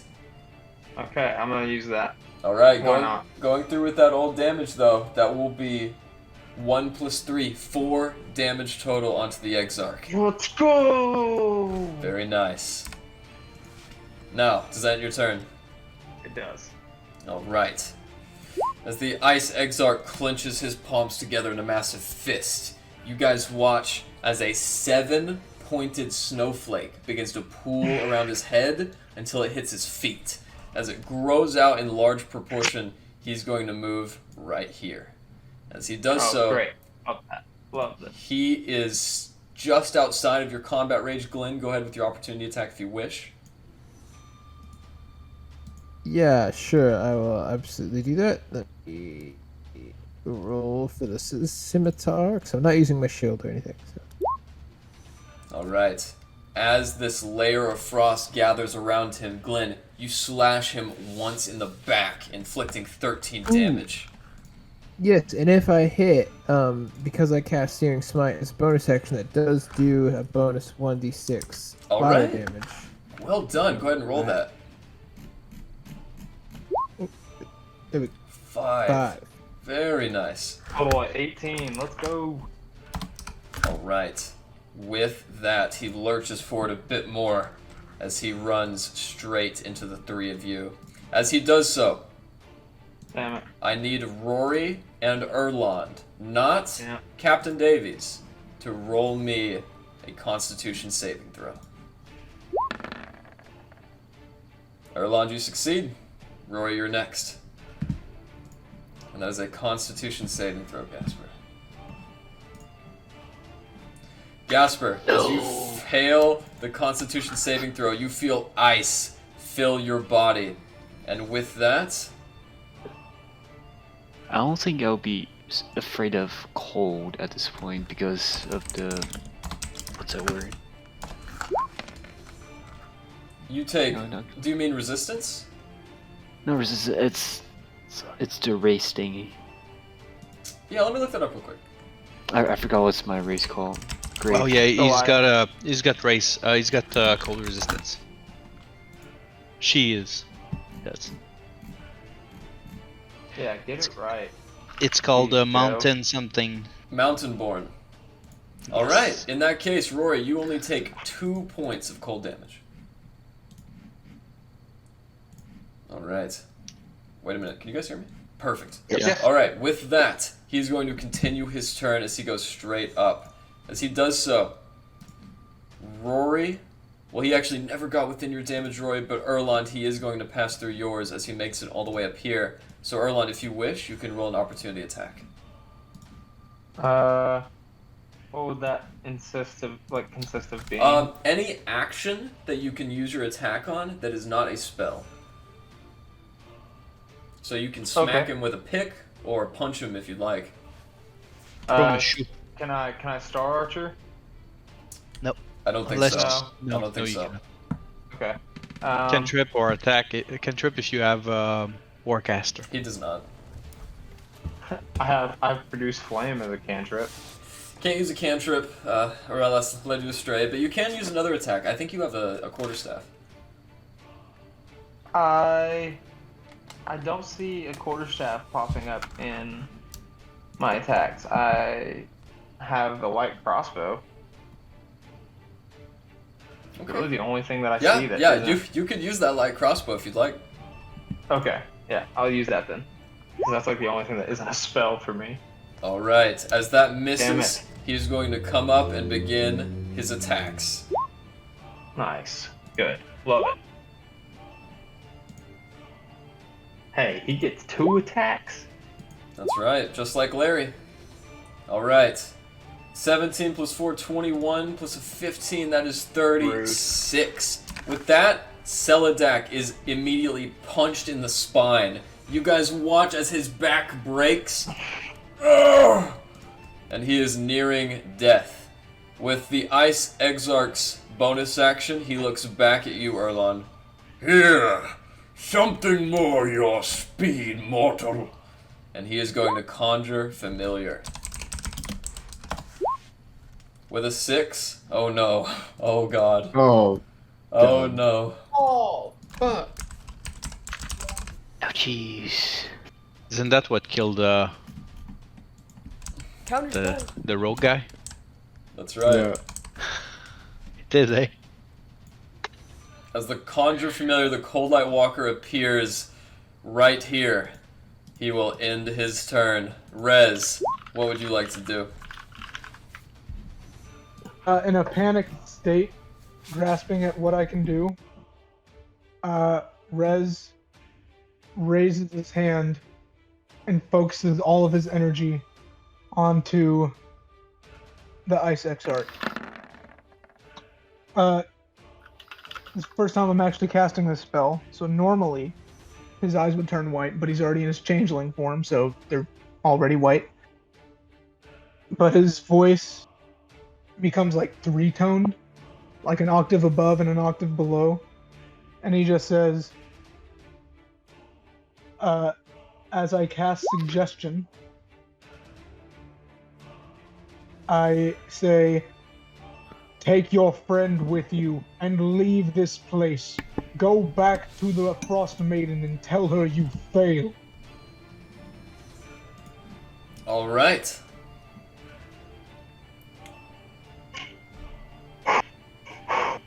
Guys, I'm gasping. Without even a second, he turns to you. Sure. And as he turns around, making his way out, he stops. Now, you didn't think that would really work, did you? It was worth a shot. You will make a fine addition, Bard. Rez really can't do anything in this fight. So he's going to... If you have a healing... Now, I hate to say this, Rez, but you are aware that spell requires you to touch them. Does it? It does indeed. It says range touch. Oh. Go touch him. Okay, well, Go touch him. I would have run up to him, pointed the damage, and done that spell. Okay, thank you for being honest. Make me a Constitution saving throw. Okay, let me get to it. Rez, I really was hoping that would work. Unfortunately, That would've been a boss ass fucking. Well, it still might. I just had to touch him. Unfortunately, he is immune to being charmed, and you take God damn it! 2 points of cold damage. Okay. With that, I'm gonna be like, oh shit, it's cold as fuck. And I'm going to go over to Captain Davies and say, now would be a great time for that laser pistol of yours to start working. You need to dig deep, Alistair. I believe in you. And I give him a bardic inspiration. And that'll be my turn. With that, another mighty round of combat subsues, and it is your turn, Alistair. Okay. I'm going to start my turn by making my way Downtown, walking fast. So, first thing I want to do is I'm casting Sanctuary on Seldak. Okay. So... Cast the spell if you don't mind. Yeah, I'm casting Sanctuary. I don't know why I did that. That's okay, no, that's good, because now I know what the DC is that the enemies will have to surpass. Yes, and so I've cast Sanctuary on Seldak. And then... Okay. This is maybe one of the dumbest things I'm ever gonna try and do. Ever. Get him. I want to go right up to the ice dude. Right up to him. And I just want to push my laser pistol against him and shoot him. Okay, it's not going to change any of the math, but it'll look cool if it works. I'm just trying whatever I can. Whoa there, Gasper. A little... Gasper. No, that's not what I meant to click. That's not what I meant to click. I'm trying to read the description. That's not what I meant to click. Shit. Noob. What were you trying to click? I was trying to click laser pistol. Go ahead. This one's I'll allow it. God damn. Let's go, maybe with the bardic As you inspiration. push, as you... Can I add bardic inspiration? Bardic inspiration. Alright. Go ahead and roll a For the first 1d8. hit of the laser pistol. Remember, by the way, Erlon, to take off your inspiration. I did, yeah. Alright, that is a 19, which does hit. Roll 3d6. Roll a d6. Roll 3d6, that's laser pistol. Oh, you already did, sorry. Okay, 12. Oh, yeah. You already rolled the damage. Alright, as you blast a hole, you guys watch as a chunk of ice hits the floor and melts immediately. As he lays down, you see that Alistair's just blown out his left calf. You didn't think it'd be that easy, did you? I live to prove my loyalty. Relas, what would you like to do? Okay, I feel I'm going to try something I feel is intelligent. I will get closer. And as I get closer, I feel I'm right behind the very warm bonfire that eats me. Yes, thank you for that. That's in the space. Your bonfire is destroyed. Okay. Well, still I'm gonna... Okay, then, as I'm running, I will the rock move and cast my Shadow Blade. And I'm going to smack him with that. You will have advantage. Mm-hmm.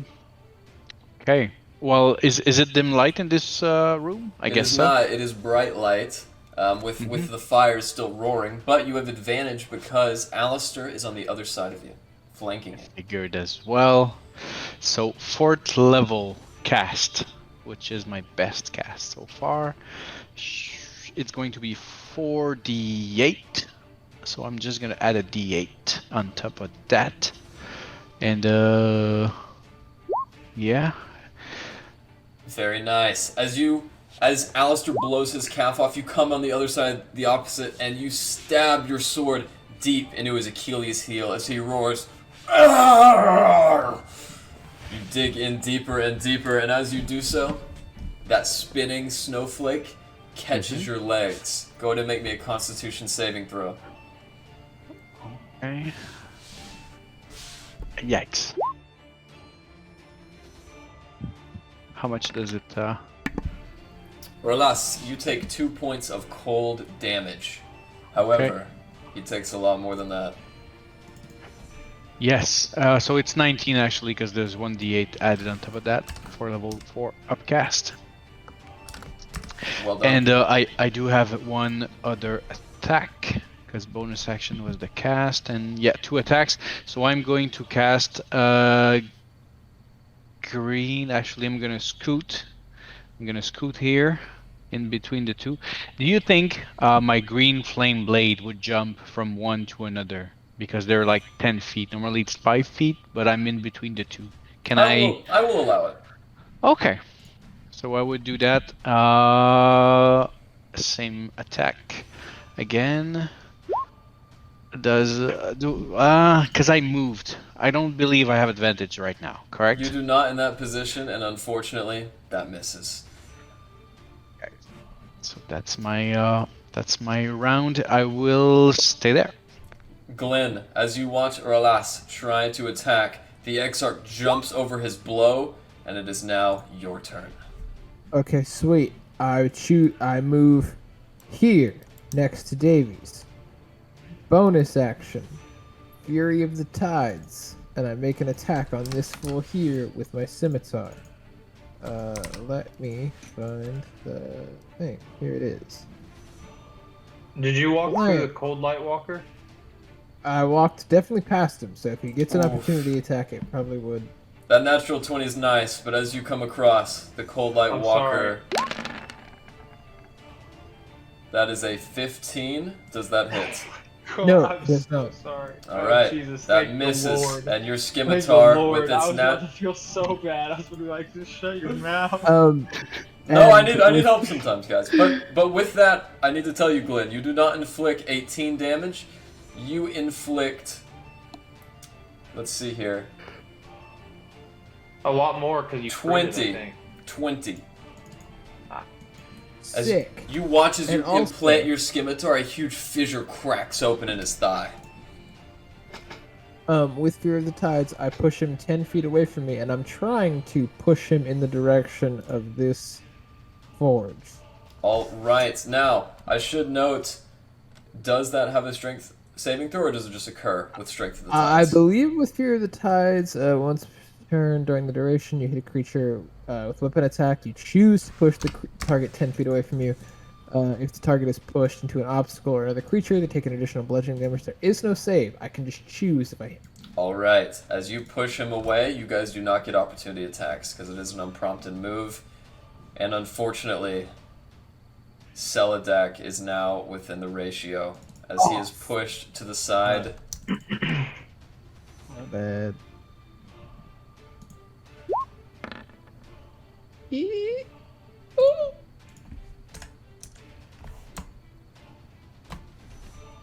With that, what did I just do?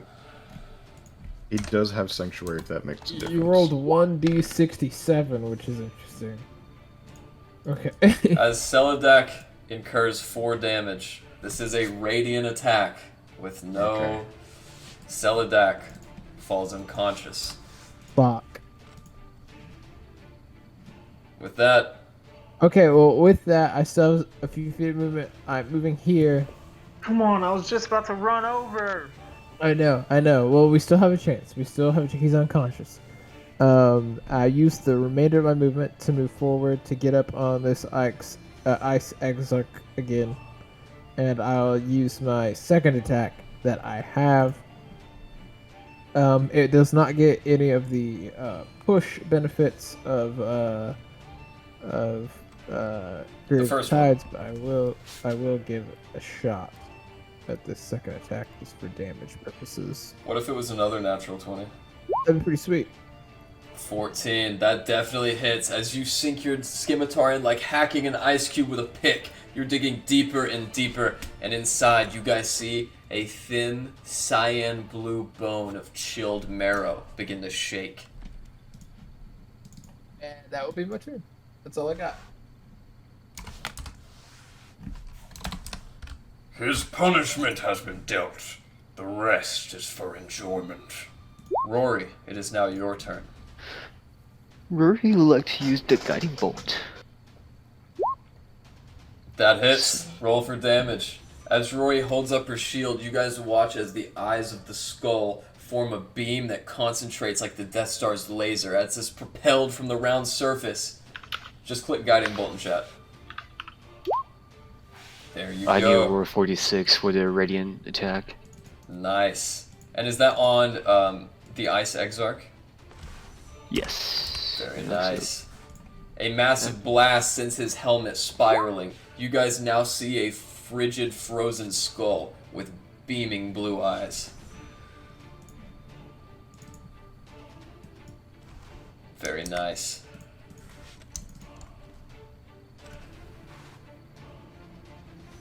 And on my bonus turn, I would like to move 1, 2, 3, 4, 5, 6.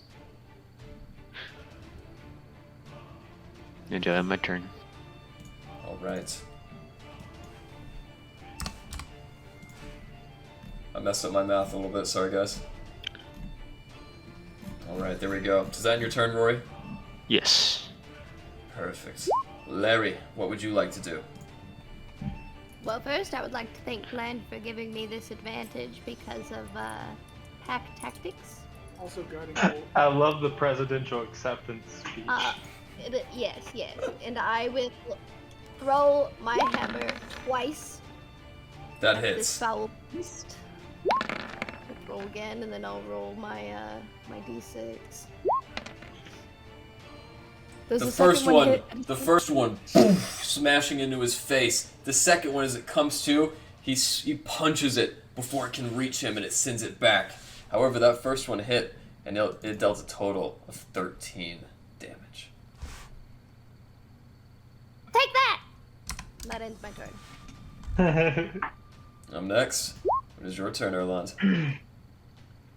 I am going to run past Captain Davies here, and on my way I'm gonna like stop right here. Actually, I'm gonna make it all the way here, and then I'll cast. Well, okay. Class guiding bolt again. Come on, baby. Dang it. Same thing, he blocks it with his palm once more. He's just too keen. Is there anything else you would like to do? And then with my bonus action, I would like to cast Healing Word on Celadit. Come on, Celadit. Right. We need you, please. As you cast Healing Word, you see his eyes flicker for but a moment, and as he realizes where he reaches up to you and grabs your hips. As he looks up at you. The Arcane Brotherhood! They're the ones that did this! And that's gonna end my turn. Thanks, lad. As the Ice Exarch looks out, once again turning his attention back, he begins to slam. The first one hits Seladak in the head and puts him back. This time, he is completely dead as it smashes through his chest. You see as he looks up, The island of Scarlet Grim.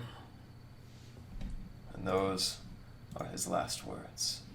The second attack, as he spins around, boom, falls directly on your head, Glenn. Okay. And Glenn, you take 20... No, actually, you take 25 points of slashing and cold damage combined. Okay. I did factor in your resistance. And at the end of his turn, he holds up his hand. Frost Maiden, I need you. As he does so, he's going to conjure one more time.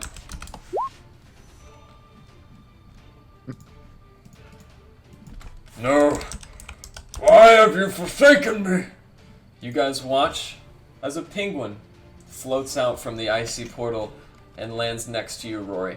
And starts pecking at your thighs. As that ends his turn, it begins the Cold Light Walker. On the Cold Light Walker's turn, Aralas and Glenn have lined up perfectly. Aralas, Glenn, you both take 20... Is it a cone? Is it a cone or It's a straight line. And you both take 25 points of cold damage. Well, hold on. He can hit my mirror. He does hit my mirror image. That just saved your life. As it travels... And by the way, if that had hit, because no one gave him the Belt of Dwarven Kind, that would have killed Aralas permanently. Now then... No. Yes, because that exceeds your health point maximum. Yeah, but you need to be below 0 for that? No? Is it like 1 time and a half or 2? 23 minus 25 is -2. Glenn, it hits you as well. And as that frigid beam pulls into you... Well, it has to exceed your hit point maximum, like, below 0. Yeah. So if it had done, like, no, like, it would have to be a negative 25. Yeah, I think so. Yeah, it would have had to bring him to below, like, take his hit point maximum and put a negative sign in front of it. He would have had to get to that point to kill him outright. I see. Like, yeah, his amount of hit points below 0 is what it takes. Yeah. Guys, I don't like when we argue. No, this is... I was just unsure. With that, it is now Rez's turn.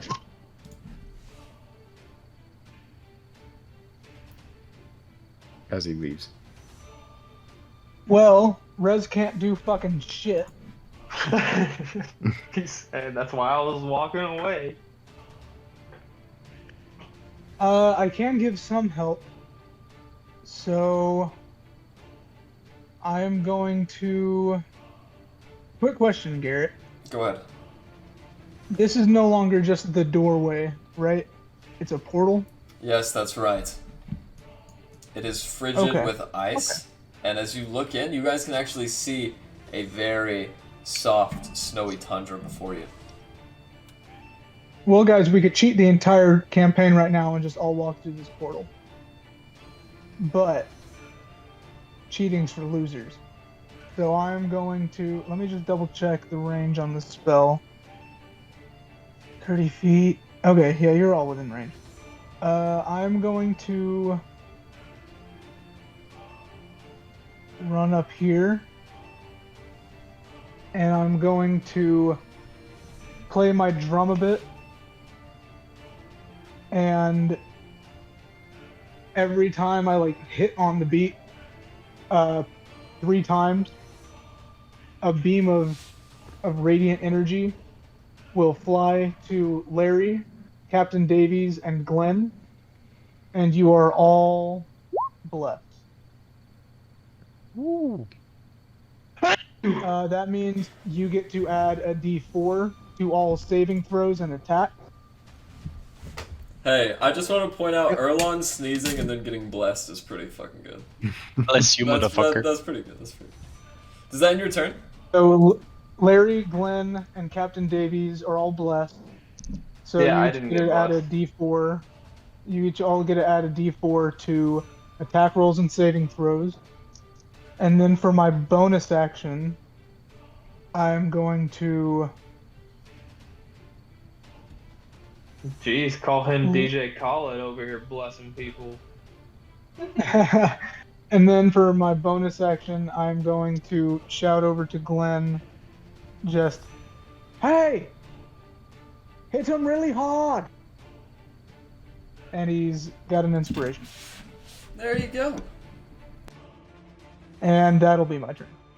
Wow, glad everybody's getting blessed and inspired around here. It's real fun. Actually, no, I'm just kidding. I'm just kidding. No, Dude, no, I'm you're not right, you're right. kidding. No, I know you are, but I already just blessed Glenn. So I will instead give that inspiration to Erlon and just say, "Go, go, Erlon, go, go, go, Erlon, go, Wow, go, thank you. Erlon, go, go, go, Erlon." All right. Yeah. that, So then he gets the bardic inspiration. With that wonderful Oh, bardic I'm performance, sorry. that ends your turn, does it not? It does. I believe. Alistair, it is now your turn. Giving it another go. Laser pistol. Oh, laser pistol, laser pistol. It does There's a say. song over here doing magic. As you guys watch as a perfect hole is cut through the Ice Exarch body, it ricochets off the massive platinum tube that drains the exhaust out. As it refracts off the pipe, you watch as the Ice Exarch kneels. So he looks up. We will see each other shortly. As he is nearing death, would you like to do anything else? So he's nearing death? He's very hurt. Alright, then it's gonna be my bonus action. But we're doing flamethrower this time. Alright. Now, is that a straight line or is it a cone? It is a cone. Alright, I'm going to need Glenn to make a dexterity saving throw, please. Unfortunately, with advantage, the golem narrowly avoids the fire. As he kneels back, he grabs Glenn and pushes him And I forward. cutting words him. As Glenn takes the full brunt of the fire. Go ahead. Cutting words. Alright.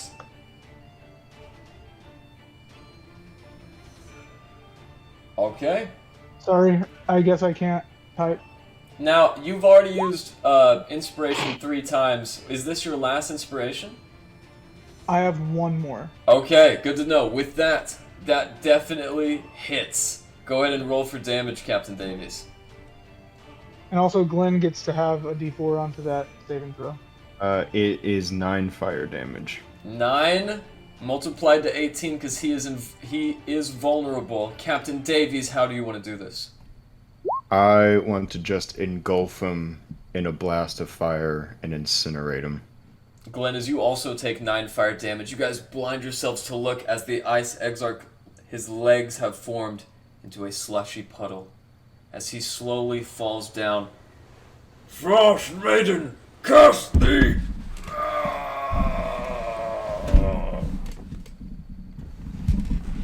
And as you guys watch the Ice Exarch Kuroteg felled forevermore, you see something else. The portal falls. The Cold Light Walker suddenly disappears as if out of nowhere. And with that, you guys watch as that full legion of Iron Star guards begins to pool inside of the room. Yep, I knew this was gonna happen. And it's just a fucking pool of water on the ground, and we're next to dead Selleck. And I'm a changeling! Yep. Thanks, Erlon! Fuck.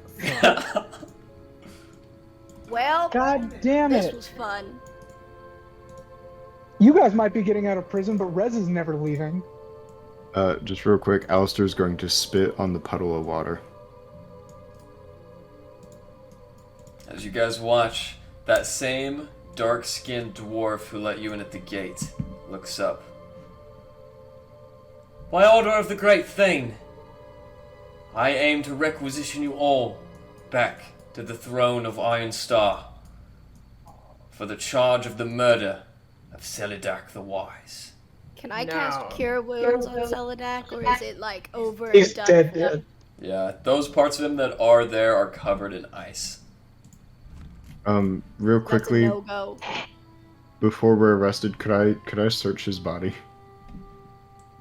Make a stealth check. Ooh.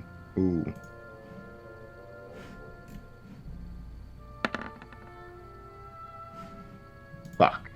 As you do so, one of That the guards. Hey! You want to lose that hand? I'm gonna hold up my prosthetic hand. Already lost one. This fellow, a wide-shouldered paladin of Moradin, steps forward. As he approaches all of you, he looks up to you, Glenn. A son of Moradin himself. What do you have to say to the governess? I sheath my sword, and after putting my hands up and behind my head, I get into the kneeling position on both my knees, and I tell them, like, I understand what this looks like. This is by no means the situation. Like, it does not seem to be what it is. I mean, look at that ice. None of us can do that. Enough of your malicious lies, traitors. It's an offense to even be here at this time of night. As dark iron cuffs are clamped around your wrists with prejudice, is there anyone who would like to resist? Me, yes, I'm resisting. You're not putting chains on That's Davies. Rez is actually taking like one last sport of Oracle Death. As Alistair's fighting hard. As Griselda Hightower herself walks behind you, you guys make eye contact as you turn around. Try it! Erland would like to cast Conjure Animals. We and are have not about them- to fight our way out of this. and have them attack these guards. While I'm grovel cowering and begging, so really they're distracted. Alright. Basically, my goal is not for us to fight these guards. My goal is for these animals to distract them while we get the fuck out of there. Alistair's Please not don't going in do chains. Something. Alistair's I not don't going in understand. chains. As Griselda looks at you, try something, please. The animals spawn. What in the? She's distracted for a second. What are you doing, Alistair? I'm standing at the ready. I'm staying at the ready with my gun, my cane. I'm not letting them put chains on me. I am not getting chains put on me. All right. No. And where are these animals spawning at, Erlen? I would say one here and one here. And what animals would you like to create? I don't know, something. All I right. haven't put that much thought into it. I just saw it on there and I was like, yo, let's fucking go for it. Oh yeah, yeah, sure. I mean, that's obvious. So well, let me just ask you though: would you like to spawn one creature of challenge rating 2, 8 beasts of challenge rating half, or sorry, quarter, or 4 beasts of challenge rating half?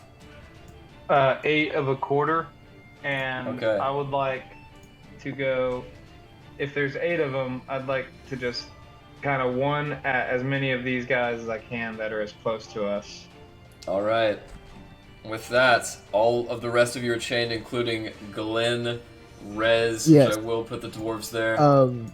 I will say Larry. that if I can, and of course this is up to you. Now that there's this chaos that's been created, I would like to. I'm drawing right now in this space, with the purple. Now that the chaos is being created, I would like to bonus action, Misty Step, blam, to that space. Okay. I would do the same on the other side myself. All right. And then with my action, I should say really movement. quick, Glenn. We are in initiative at the moment. Oh, okay. Of course. Yeah. Just really carry quick. on. Sorry. So, first of all, before we get into this chaotic mess, let me say, Alistair, as Griselda tries to apprehend you, it is your turn. What would you like to do? Okay, so she's trying to apprehend me. Got like cuffs out. Oh yeah.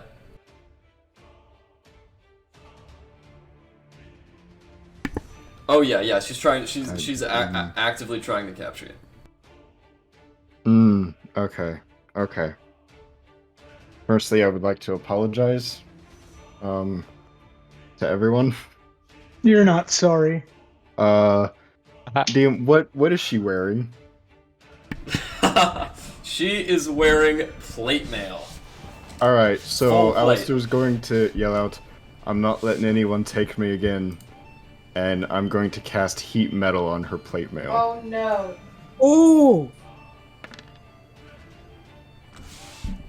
As she looks at you, her bottom lip sticks out, and she takes the full brunt of the damage.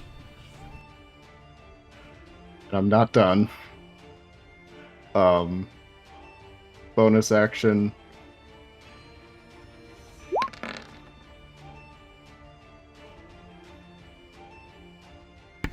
One second. And I'm going to add a d4 to that. You know, I was really proud of us for From going being through this blessed. entire campaign and not being murder hobos. Yeah, this is a change right here. I would say, to be fair, we have been positioned as murder hobos. Didn't have Alistair to really fight. doesn't want to go in chains. I'm sorry.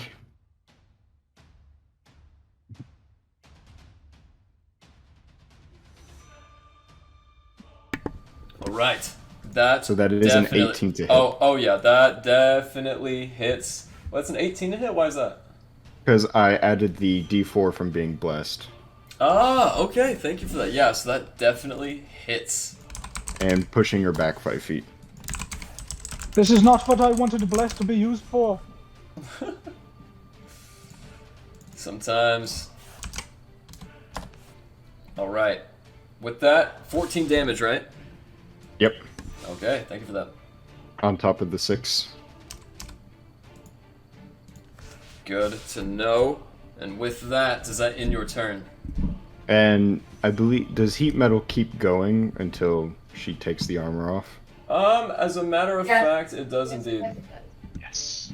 Alright, cool. So, pushing her back 5 feet. Is this thing in the center, like, is that like a raised table or something? Yeah, that's the raised platform. It's kind of very slowly stooping up, and the anvil is actually on top of a half dome.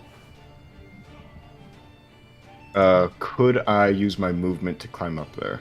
Oh yeah, easily. You wouldn't even need to take extra movement, just about 5 feet. Alright, I'm just gonna go up on top of here. And just yell out again, "No one's taking me ever again." Alright. And stand in my ground, and that will be my turn. And this is where Alistair dies, because none of us can heal him. Good to know. With that, it is now Urlas. What would you like to do with your hands bound behind you? Okay, so is Lashana in the room with us, or did she stay away? She stayed I at the assume she Daisy stayed in Wisp the Tavern. A lot. Okay, so we are where we are. And are we bound yet, or are they trying to? When I say, is there anyone who would like to resist, and only Glenn and Alistair, or sorry, and only Erlon and Alistair say yes, that means you are bound.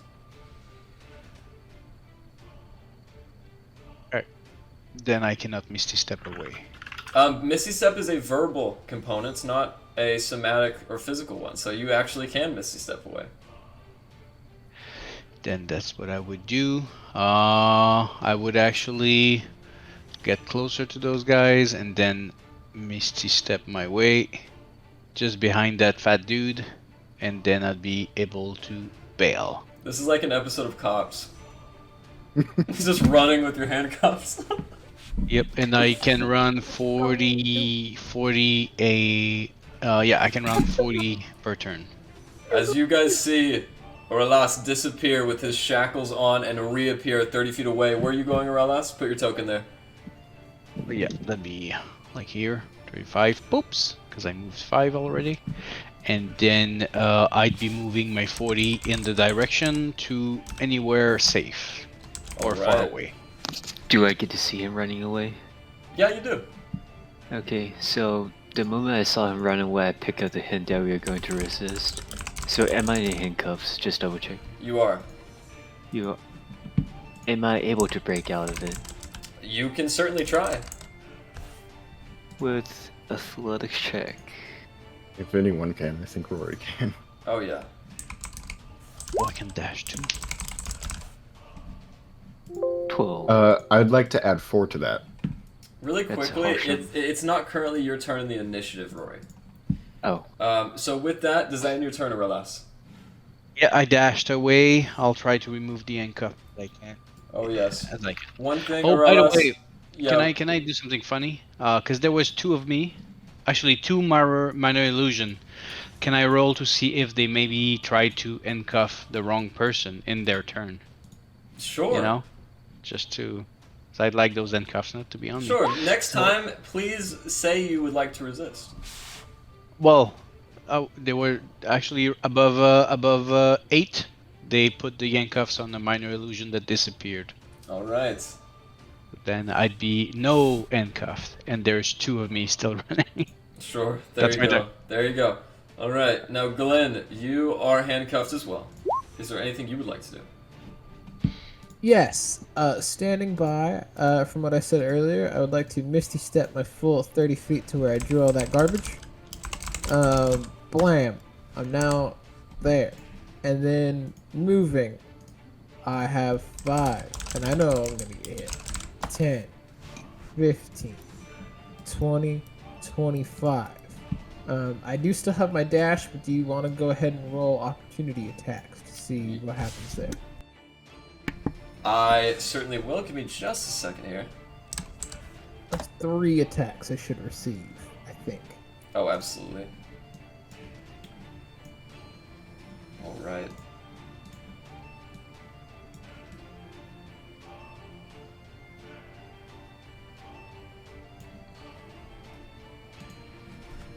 Okay. As you run, did you just run in a straight line down?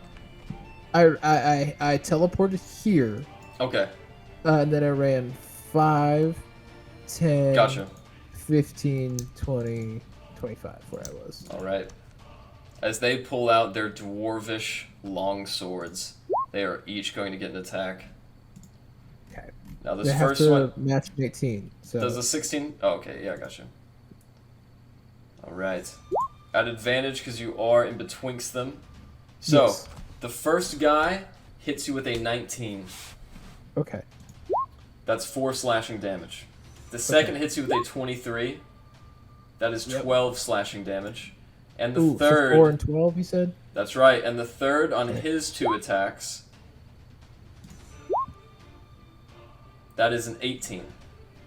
That matches, that hits. So altogether, all of your damage, that is 23 points of slashing damage. I am unconscious. You fall unconscious right here. Rory, it is now your turn. Would you like to try to break free from the cuffs?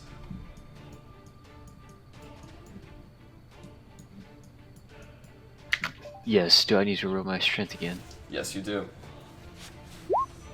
Oh, Alright, you watch as Roy does a quick look and breaks free from the cuffs. Immediately, these 2 guards hold their swords stalwart.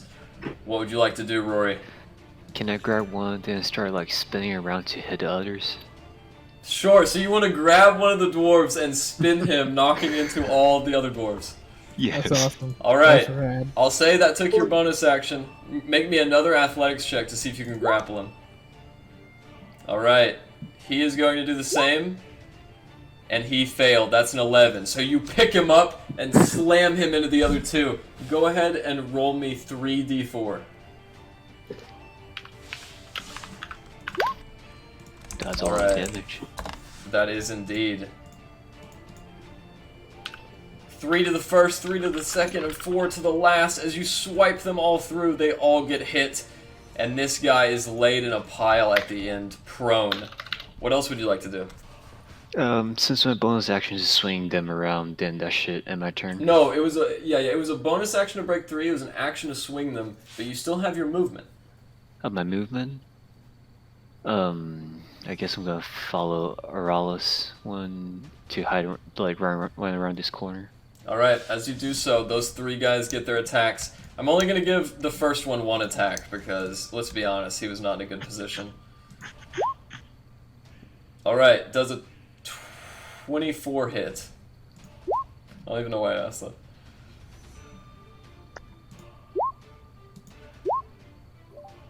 Yes, my armor class is 18. Alright. Altogether, you take 22 points of slashing damage, Rory. What? I thought I knocked only 2 of them. Yeah, well, even on the ground, they can still get attacks when you leave their space like that. They're just prone. So, does that end your turn? Yes, 22, 22, 17. There you go. Up next, Larry, are you going to continue with your cower and beg? Yes, which I assume means that I am on the ground, flailing, kicking, and crying, and not currently handcuffed. Okay. When I ask you guys if you would like to resist... Oh, gosh. Anyways. Can I Go ahead. double hand a hammer like this? Yeah, I would say so. You're pretty good with that thing. Like a baseball bat. Yeah, like kind of get your behind your back and smack him. Yeah, so I would like to just whack the crap out of this guy. You know, at first you don't succeed, you try again, and I'll get him on the downswing.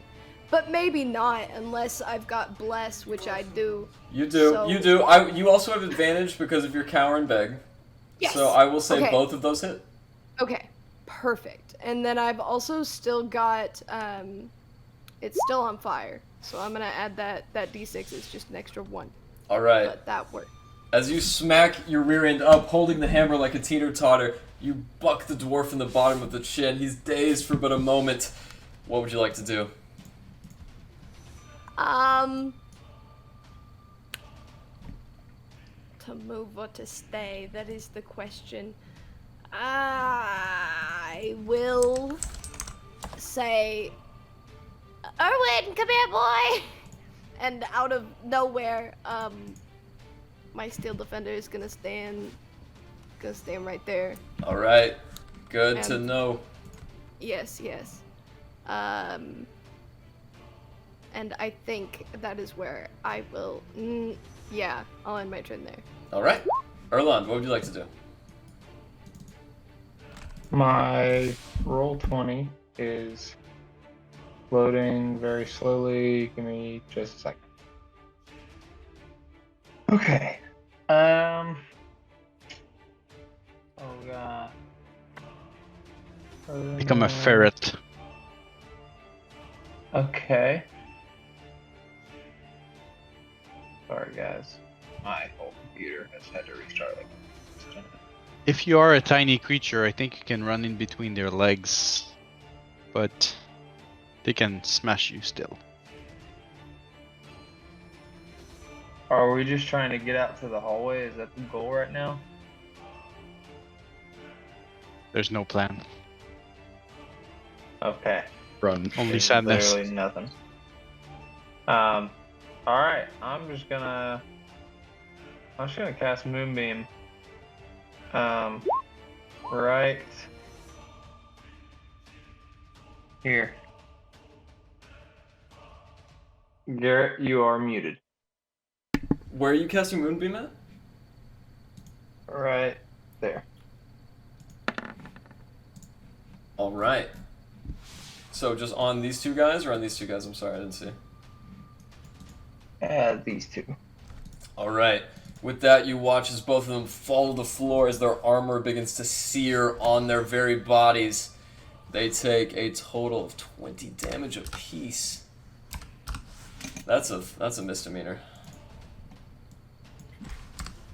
All right. Would you like to do anything else? With my bonus action, I have to pull up my character sheet once again. My bonus action, I would like to...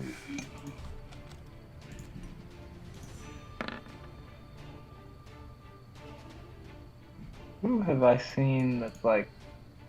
Oh, Glenn's down. Yeah, he was down on his turn earlier. Okay. Is he unconscious? Yes, he is. Glenn! Stand up, my friend, please. All right, Glenn, you are now at 3 HP as you were at -2 earlier. And, I am, I'm just gonna stay put. Okay. Very nice. That's gonna end it. Is that gonna be your turn? It is, yeah. All right. Next up, it is Griselda Hightower. She's going to look out. All right then, catch the runners and bring the dwarf back to the keep. At about that time, these two dwarves are going to try to grab you, Glenn. Do you resist?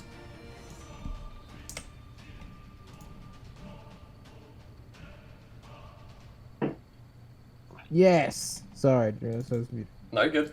Let's go! Try. One of them looks up and is going to smack you on the top of the head with the flat side of his longsword. Okay. As a 21, Yeah. you are unconscious again. Damn it. As they begin taking you off, 5, 10, 15, 20, 25, 30, they're going to get to here with your body. That's going to end their turn. The next one's flowing out, 5, 10, 15, 5, 10, 15, 20, 25. Rory, these two dwarves catch up with you in short time with their longswords out.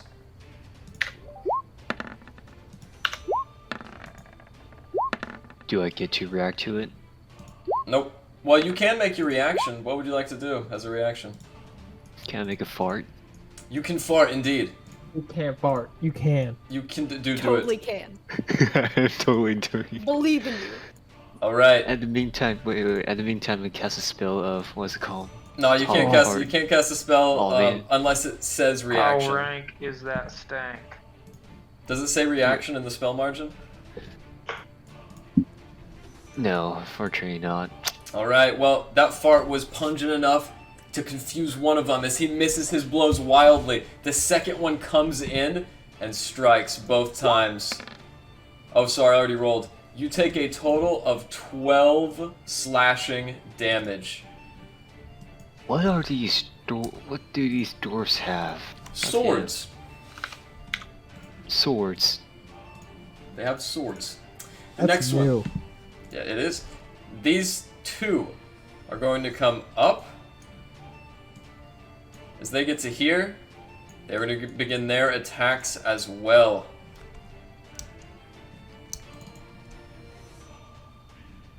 As all three of them surround you now.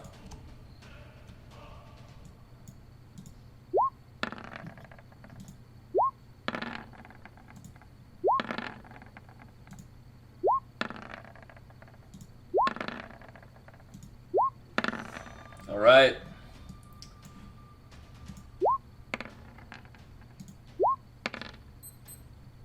I do believe the Hightower lady has disadvantage on her That's rolls. right, and with flanking she has advantage. Just a straight roll for her that she misses. And with that, 7 plus 8 is 15, plus another 8 is 23, plus 5 is 32, and the final natural 20, that is going to be a grand total of Rory, 52 cancel it. Cancel the natural slashing 20. damage. Rory is not within visual range. Oh, yeah, she is. Am Ah, I? Yeah, you can see. cancel it, Rory. Cancel one. The natural 20. It's like the whole thing of your class. That's Oh. not the whole thing of your class, but you do have the ability to cancel a natural 20. Please do. And I'm obviously Yeah. canceling it. All right, You that great is player, that is Rory. 42 slashing damage onto you, Alistair. Okay. Next up, this guy's going to fall out. 5, 10, 15, 20. He's going to dash. 25, 30, 35, 40, 45, 50, 55, 60 with his complete dash. He cannot catch up to you yet, Aurelas. And finally, these final three, with Larry and Rez in handcuffs not doing much, they're going to be preoccupied as they come over to you, Erland.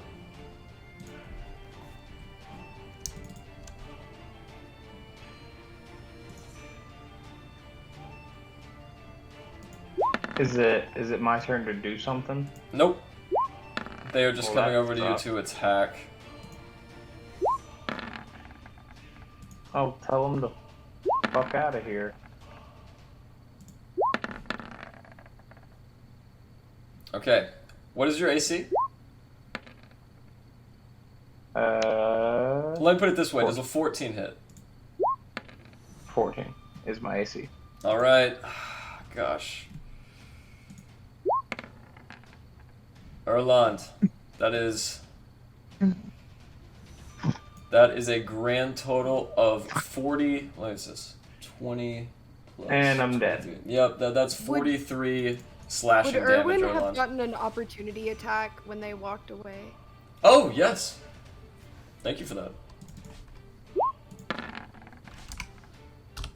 Pretty good. Okay. All right. A 13 misses, unfortunately. And with I tried. Erland unconscious as well, that will finally end the guard's turn. Orlas, as you get closer and closer to the end of that hall, you see this inner door begin to slightly open. Rez, it is now your turn. Okay, I have a couple questions about the situation. Sure. Handcuffs in front of me or behind me? Behind you. Behind me? Okay. Is there any slack or are they like barred? They're shackles. They're metal shackles, but you can hinge it thus and hither. They're not extremely tight to your wrists. Okay. Okay, so I could still move my hands around for my somatic component. Wait, no, let me just... Okay. Somatic is like... Okay, yeah. So I'm going to cast Harm Person at 2nd level, Okay. and I'm going to say... Larry. Alistair. Stop this madness. Surrender. Okay, Larry and Alistair make me a charisma saving throw, and before anyone gets upset, if Larry rolls a natural 1 on this, she can re-roll, due to the details of her hat.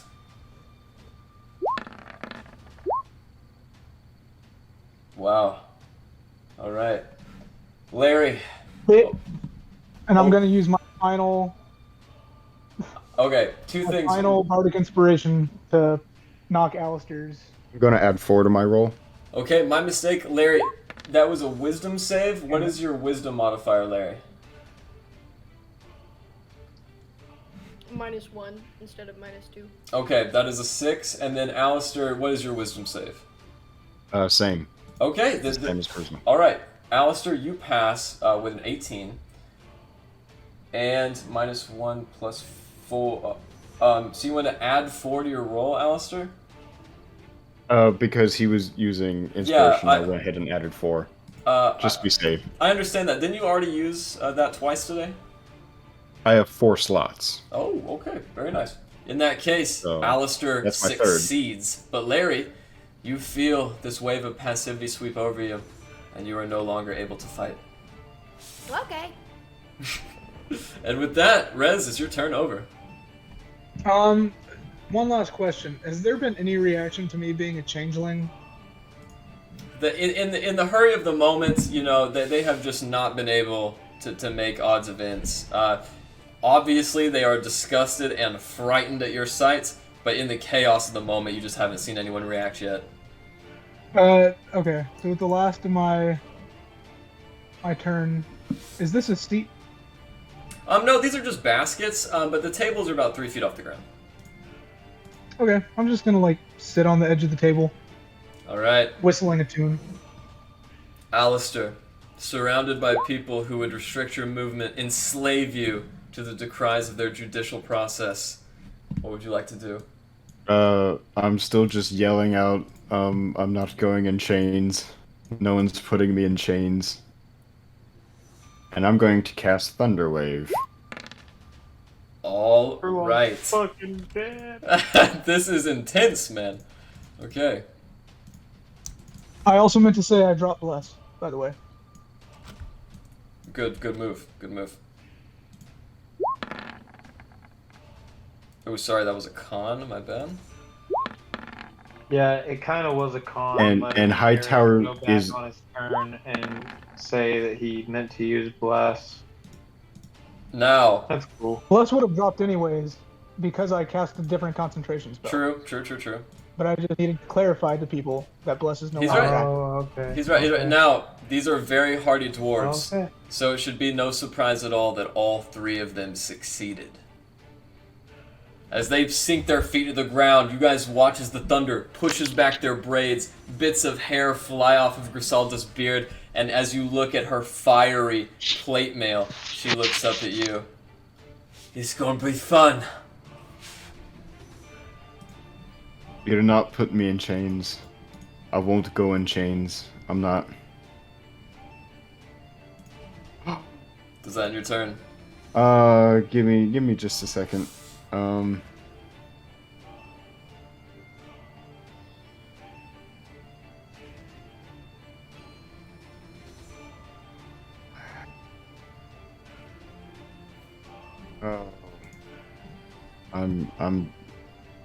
I'm done for. I don't know what I can do that won't get me killed. So Alright, that saving throw that I threw at you?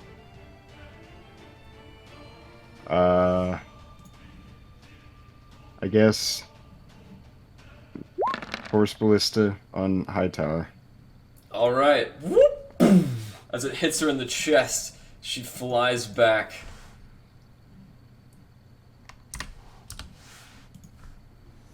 Does that move her 5 feet? Yes. And before my turn is over, I'm just going to yell at them. We can stop this if you put the chains down. You can stop all of it. As she's laying on her Just put the back, chains down. the other dwarf looks up. Hey, and you can stop this if you stop fucking killing us! Put the chains down. It's not the way things work. Could I try and like persuade them? Yeah, you can make a persuasion check. I'm Same gonna result. add my last 4 to that. Alright. It's about enough. As he looks up at you. If I put the chains down, will you go in willingly? I can do that. Alright. As he puts the chains down, he grabs you by the shoulder. The other grabs you by the other shoulder. Do you resist? I am going to lower my weapons, but I'm still holding them, but I am not resisting. Alright. As Griselda gets to her feet. Or alas, are you still running for that door? By the way, Have an I eye. ended heat metal on Hightower. Oh, I Just know. FYI. I know. Or Okay, I alas. got an idea. I'm gonna come here, and I'm gonna say, "You can't catch me if I go invisible." And I'm gonna cast Misty Step again, and I'm gonna go in this room. So he thinks I'm invisible, because he can't see me. Do we agree on that? Yes, There's a we- wall? Oh yeah, we agree on that. And then I'm gonna hit the shitter behind the drake, Okay. and I'm gonna wait for a second. Okay. As you wait for a second or alas, you hear a sound outside. Where'd you go? And then another voice. Find them before it is too late. That's my turn. That's a pretty good turn.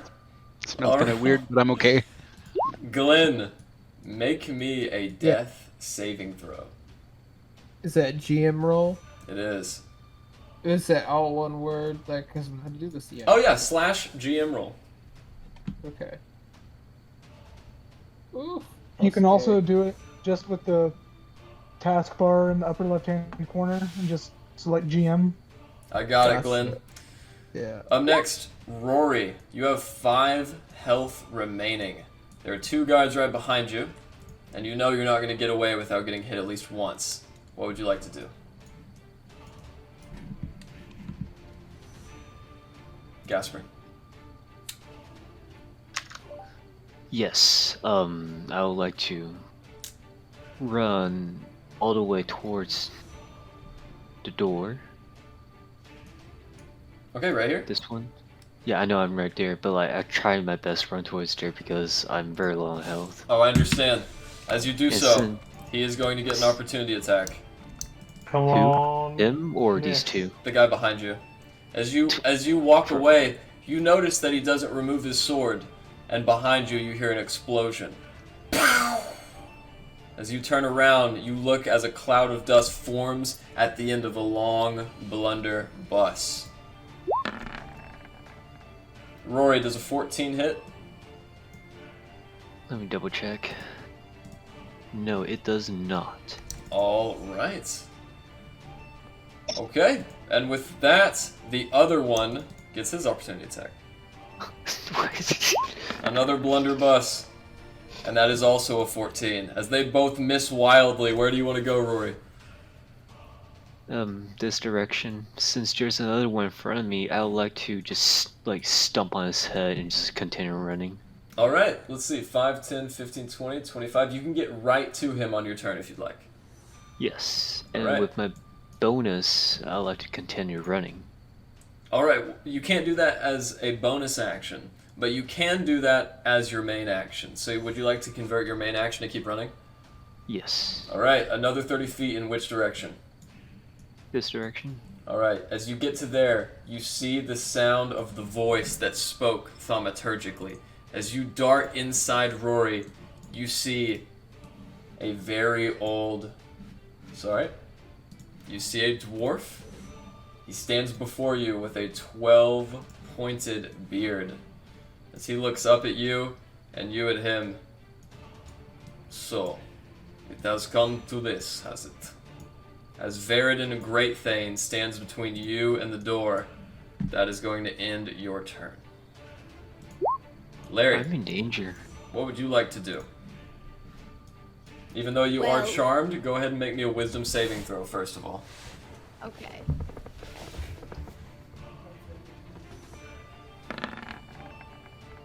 Alright, you have failed once again and you are still charmed.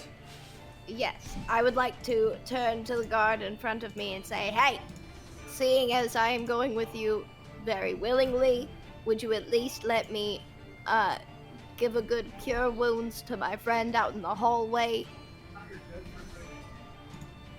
Oh. Maybe I should do that one. Yeah, this one's closer. Can I cure this one? Fine.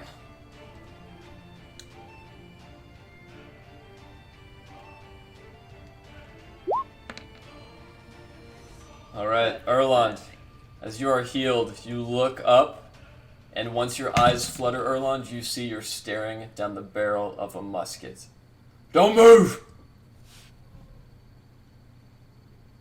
And that will end my turn, so now it's his turn. Alright, Erland, it is now your turn. Wait a minute. Why would I get healed just to have a gun in my face? Just go help Glenn in the hallway. No, don't move a muscle. Well, I have to kind of move a muscle if I want to talk. He's going willingly. It's fine. Calm your britches. Is that true? I don't know. Yes. I don't know who this willingly is, but I do know that one of my friends may need my help. And he'll get the help he needs. We're not murderers, son. Then why the hell was I just dead on the ground? Because you're in a room with a dead man. We're trying to arrest you, and your I'm friends in a and you room resist with a it. dead man that the Frost Maiden sent one of her little fucking friendlies after. Don't harass me. Make a persuasion check. My persuasion sucks, but whatever. That sounds like a nice tale. I'm sure the Great Thing would like to hear it. And he I'm cocks sure the it hammer does sound back. like a nice tale. Listen, You know, you're a little bitch that hasn't ever left your castle. Why don't you go see the real world and then come back to me? As he goes to aim, another guy brings up, "No, Runic, don't do it! Listen, just make it easier for us. You'll probably get out in a day. Just wait." Get out in a day. Oh, your fucking king hates us. With that, it seems like speaking is over. Is there anything you would like to do?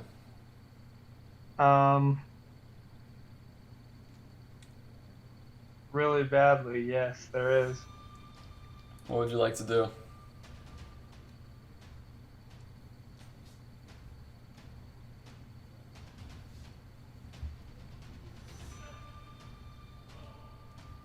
Think carefully, I don't Erlon. know what you're planning, but I think maybe their judicial system could be better than we think. Even Alistair gave up. Think, Erlon. Think. Nah. Whatever. Hang on. Real quick. Yeah. If I yell, could Glenn's body hear my voice? No. What? He's dead. I mean, he's not dead, but, he's unconscious. I know, but like, if I casted Healing Word, would it get to him? I think that's a Unfortunately range not. of 60 feet. Yep. Oh, is it? Yeah. I thought it was. Oh yeah, it is 60 feet. How far am I? Ah, damn it. Yeah, whatever. That's it. Up next, it's the dwarves' turn. As these two dwarves finally Fuck them up. As these two dwarves finally put shackles on you, Erland, you are restrained. As is Rez, Larry, Glenn, and not Rory.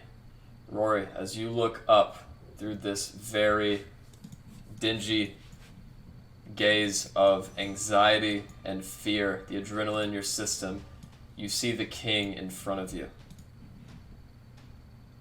Now, why don't we have a conversation? As he brings up a hand, he puts it on your shoulder and goes to turn you around, Rory. Do you resist?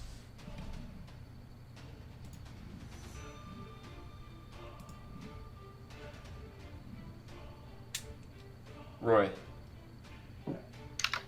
I keep forgetting my mic's muted. Sorry. 5 HP. Well, will I be able to negotiate with them? You're not sure? But he has put his hand on your shoulder as he goes to turn you around. Do you resist? I would kindly ask him, what do you want from Rory? All I want to know is what happened in that room. All Rory knows is Rory's being hurt and wants to run away. Do not worry. I will not hurt you anymore. Well, if you help Rory to kill those people who hurt Rory, then Rory will walk back with you. Alright. And as you go forward, Rory, make a wisdom saving throw. Rory, as you feel your body constrict, your arms draw into your sides, you are restrained by a magical aura. Damn it. As Griselda puts a hand, a burning hand, on your shoulder, I would like you to roll heat metal one more time, Alistair.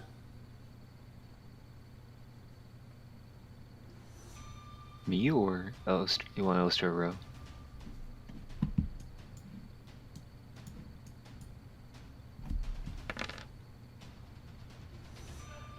Alistair, as you take 11 points of fire damage, along with Griselda, you are vulnerable to fire damage. Now, you can choose to drop it at the sight of her moving to you, if you would like. I'm dropping it, yeah. Alright.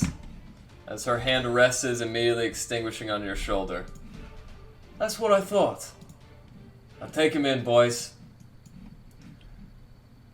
Alas, as you hear the steps of marching outside, your friends are all taken in to the Iron Starscar prison.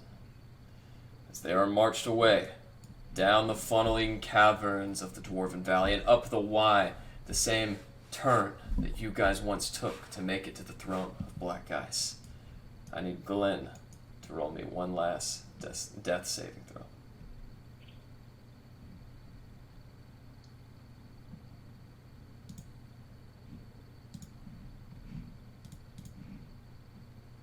Would they not stabilize him? Death saving throw. The GM roll, right? Yes, sir. Would they let Larry heal him before he passes out? No? He's too far away.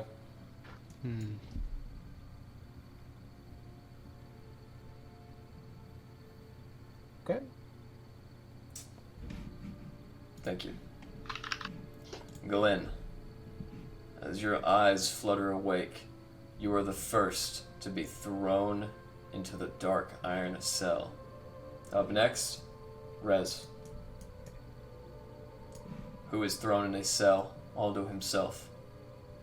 And then Larry is thrown into the cell with Glenn. Erland is thrown into the cell with Glenn. And Rory is put into a cell all of her own. Alistair, as you're the last one in, Governess Griselda Hightower still has her meaty pauldron, or rather her meaty hand on your pauldron, as she looks at you. Right, now is this gonna be a problem again?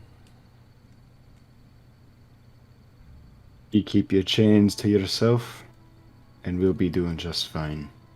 Sit down like the nice dog you are.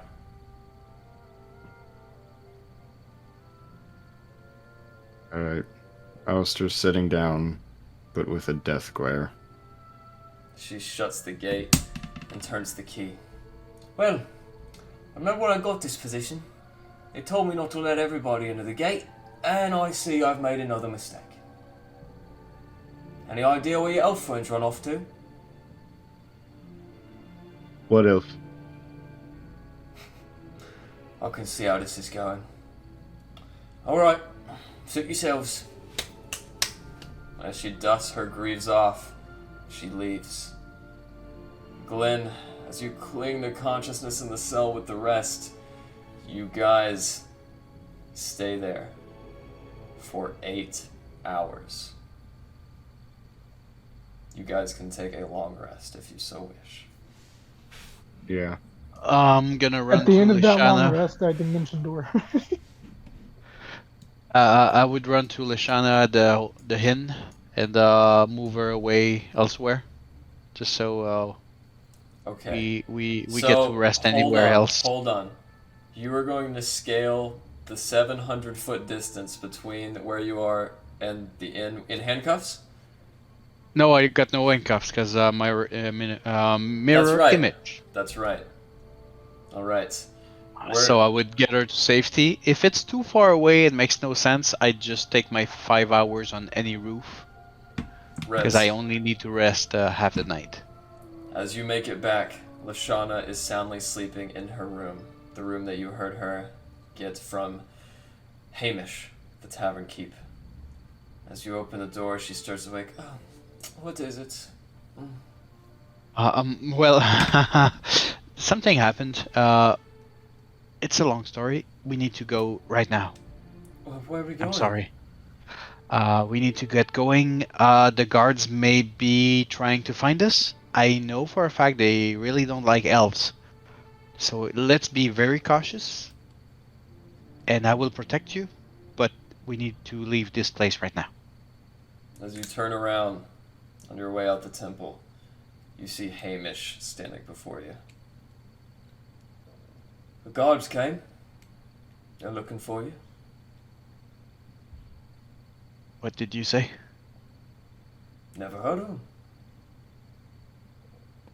You're a good man. Trust us.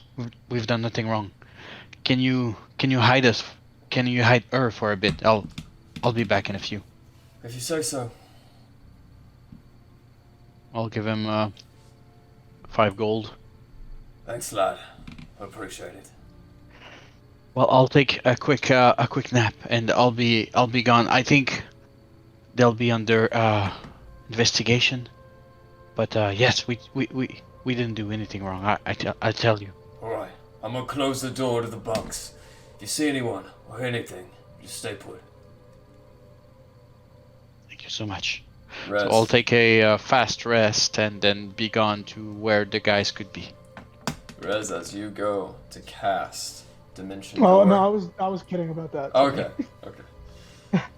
Yeah, but I did have a question. Like, now that the combat is over and everything, because Rez has never, like, people haven't seen him as a changeling, so he's never like actually been on this side of like the looks and the glances. I just wanted to know like the general reaction and Surprisingly, moods. it's not disgust or atonement that you saw painted on the faces of the guards, Rez, but abject fear. Interesting. Noted. But a moment later, the dark Chardolin door, glistening in its black glass, swings open. Stepping into the foray, long red robes before you all, once again, is the visage of Veridin Greatthane.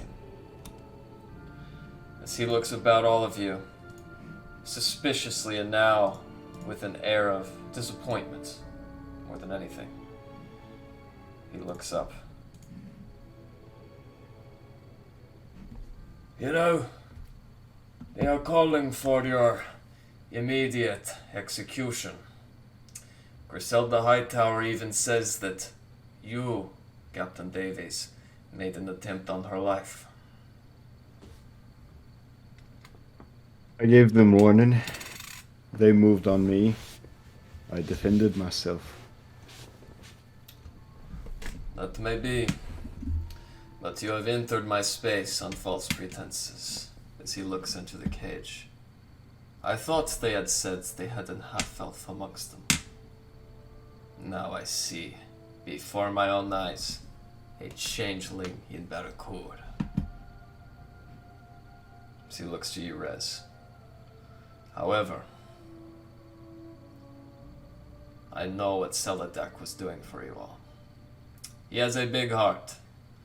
Or perhaps I should say had. And the Wavy Navy, by all accounts, are good people. Maybe I am a fool, but I do not believe you have killed him. Am I mistaken? We did not kill him. He was helping us. I thought as much. Seladak has written many spells. He is a noble man, and above all else, my friend. If he was able to show you his true form, perhaps there is a way for you out. Even those who are sympathetic to your cause, the survivors of Caer Konig within my halls, wish for a trial by combat. I think this also improper. I think enough blood has been shed. With that, he goes into his pouch, a large, luxurious velvet sling around his shoulder. As he dips his meaty hand into the gilded clasp, he removes a pipe of smoke monsters. As he blows a plume in front of you, you guys begin to see it. Long, furry legs that end in claws. Wings broader than that of a normal owl. And that head, that same head you once saw as an illusion basked over the Chardolin dragon. Tell me, Wavy Navy, do you know what this is? That is why I'm here. She looks to you. And you will help me kill her. I'm bound to kill her. It's my purpose. She looks out.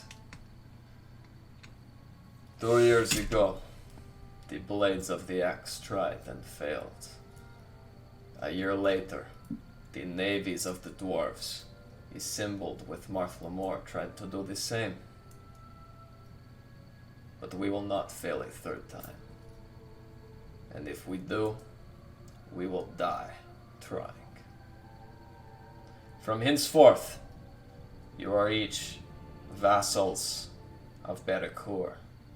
Your freedom relies on your ability to serve this house.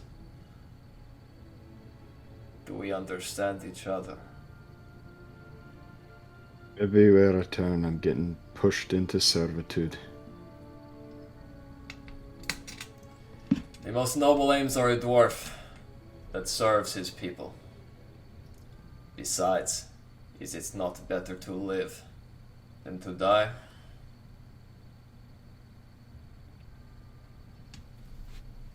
I'm gonna kill that Frost Maiden for my own freedom. Yes. But you can enjoy the fact of it being dead all on your own. But there is one thing we must do first. First, we need a boat.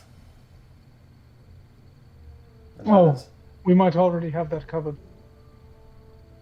as he looks to you, that is where we will leave off for this week. Ooh. Ooh. We also have the griffins.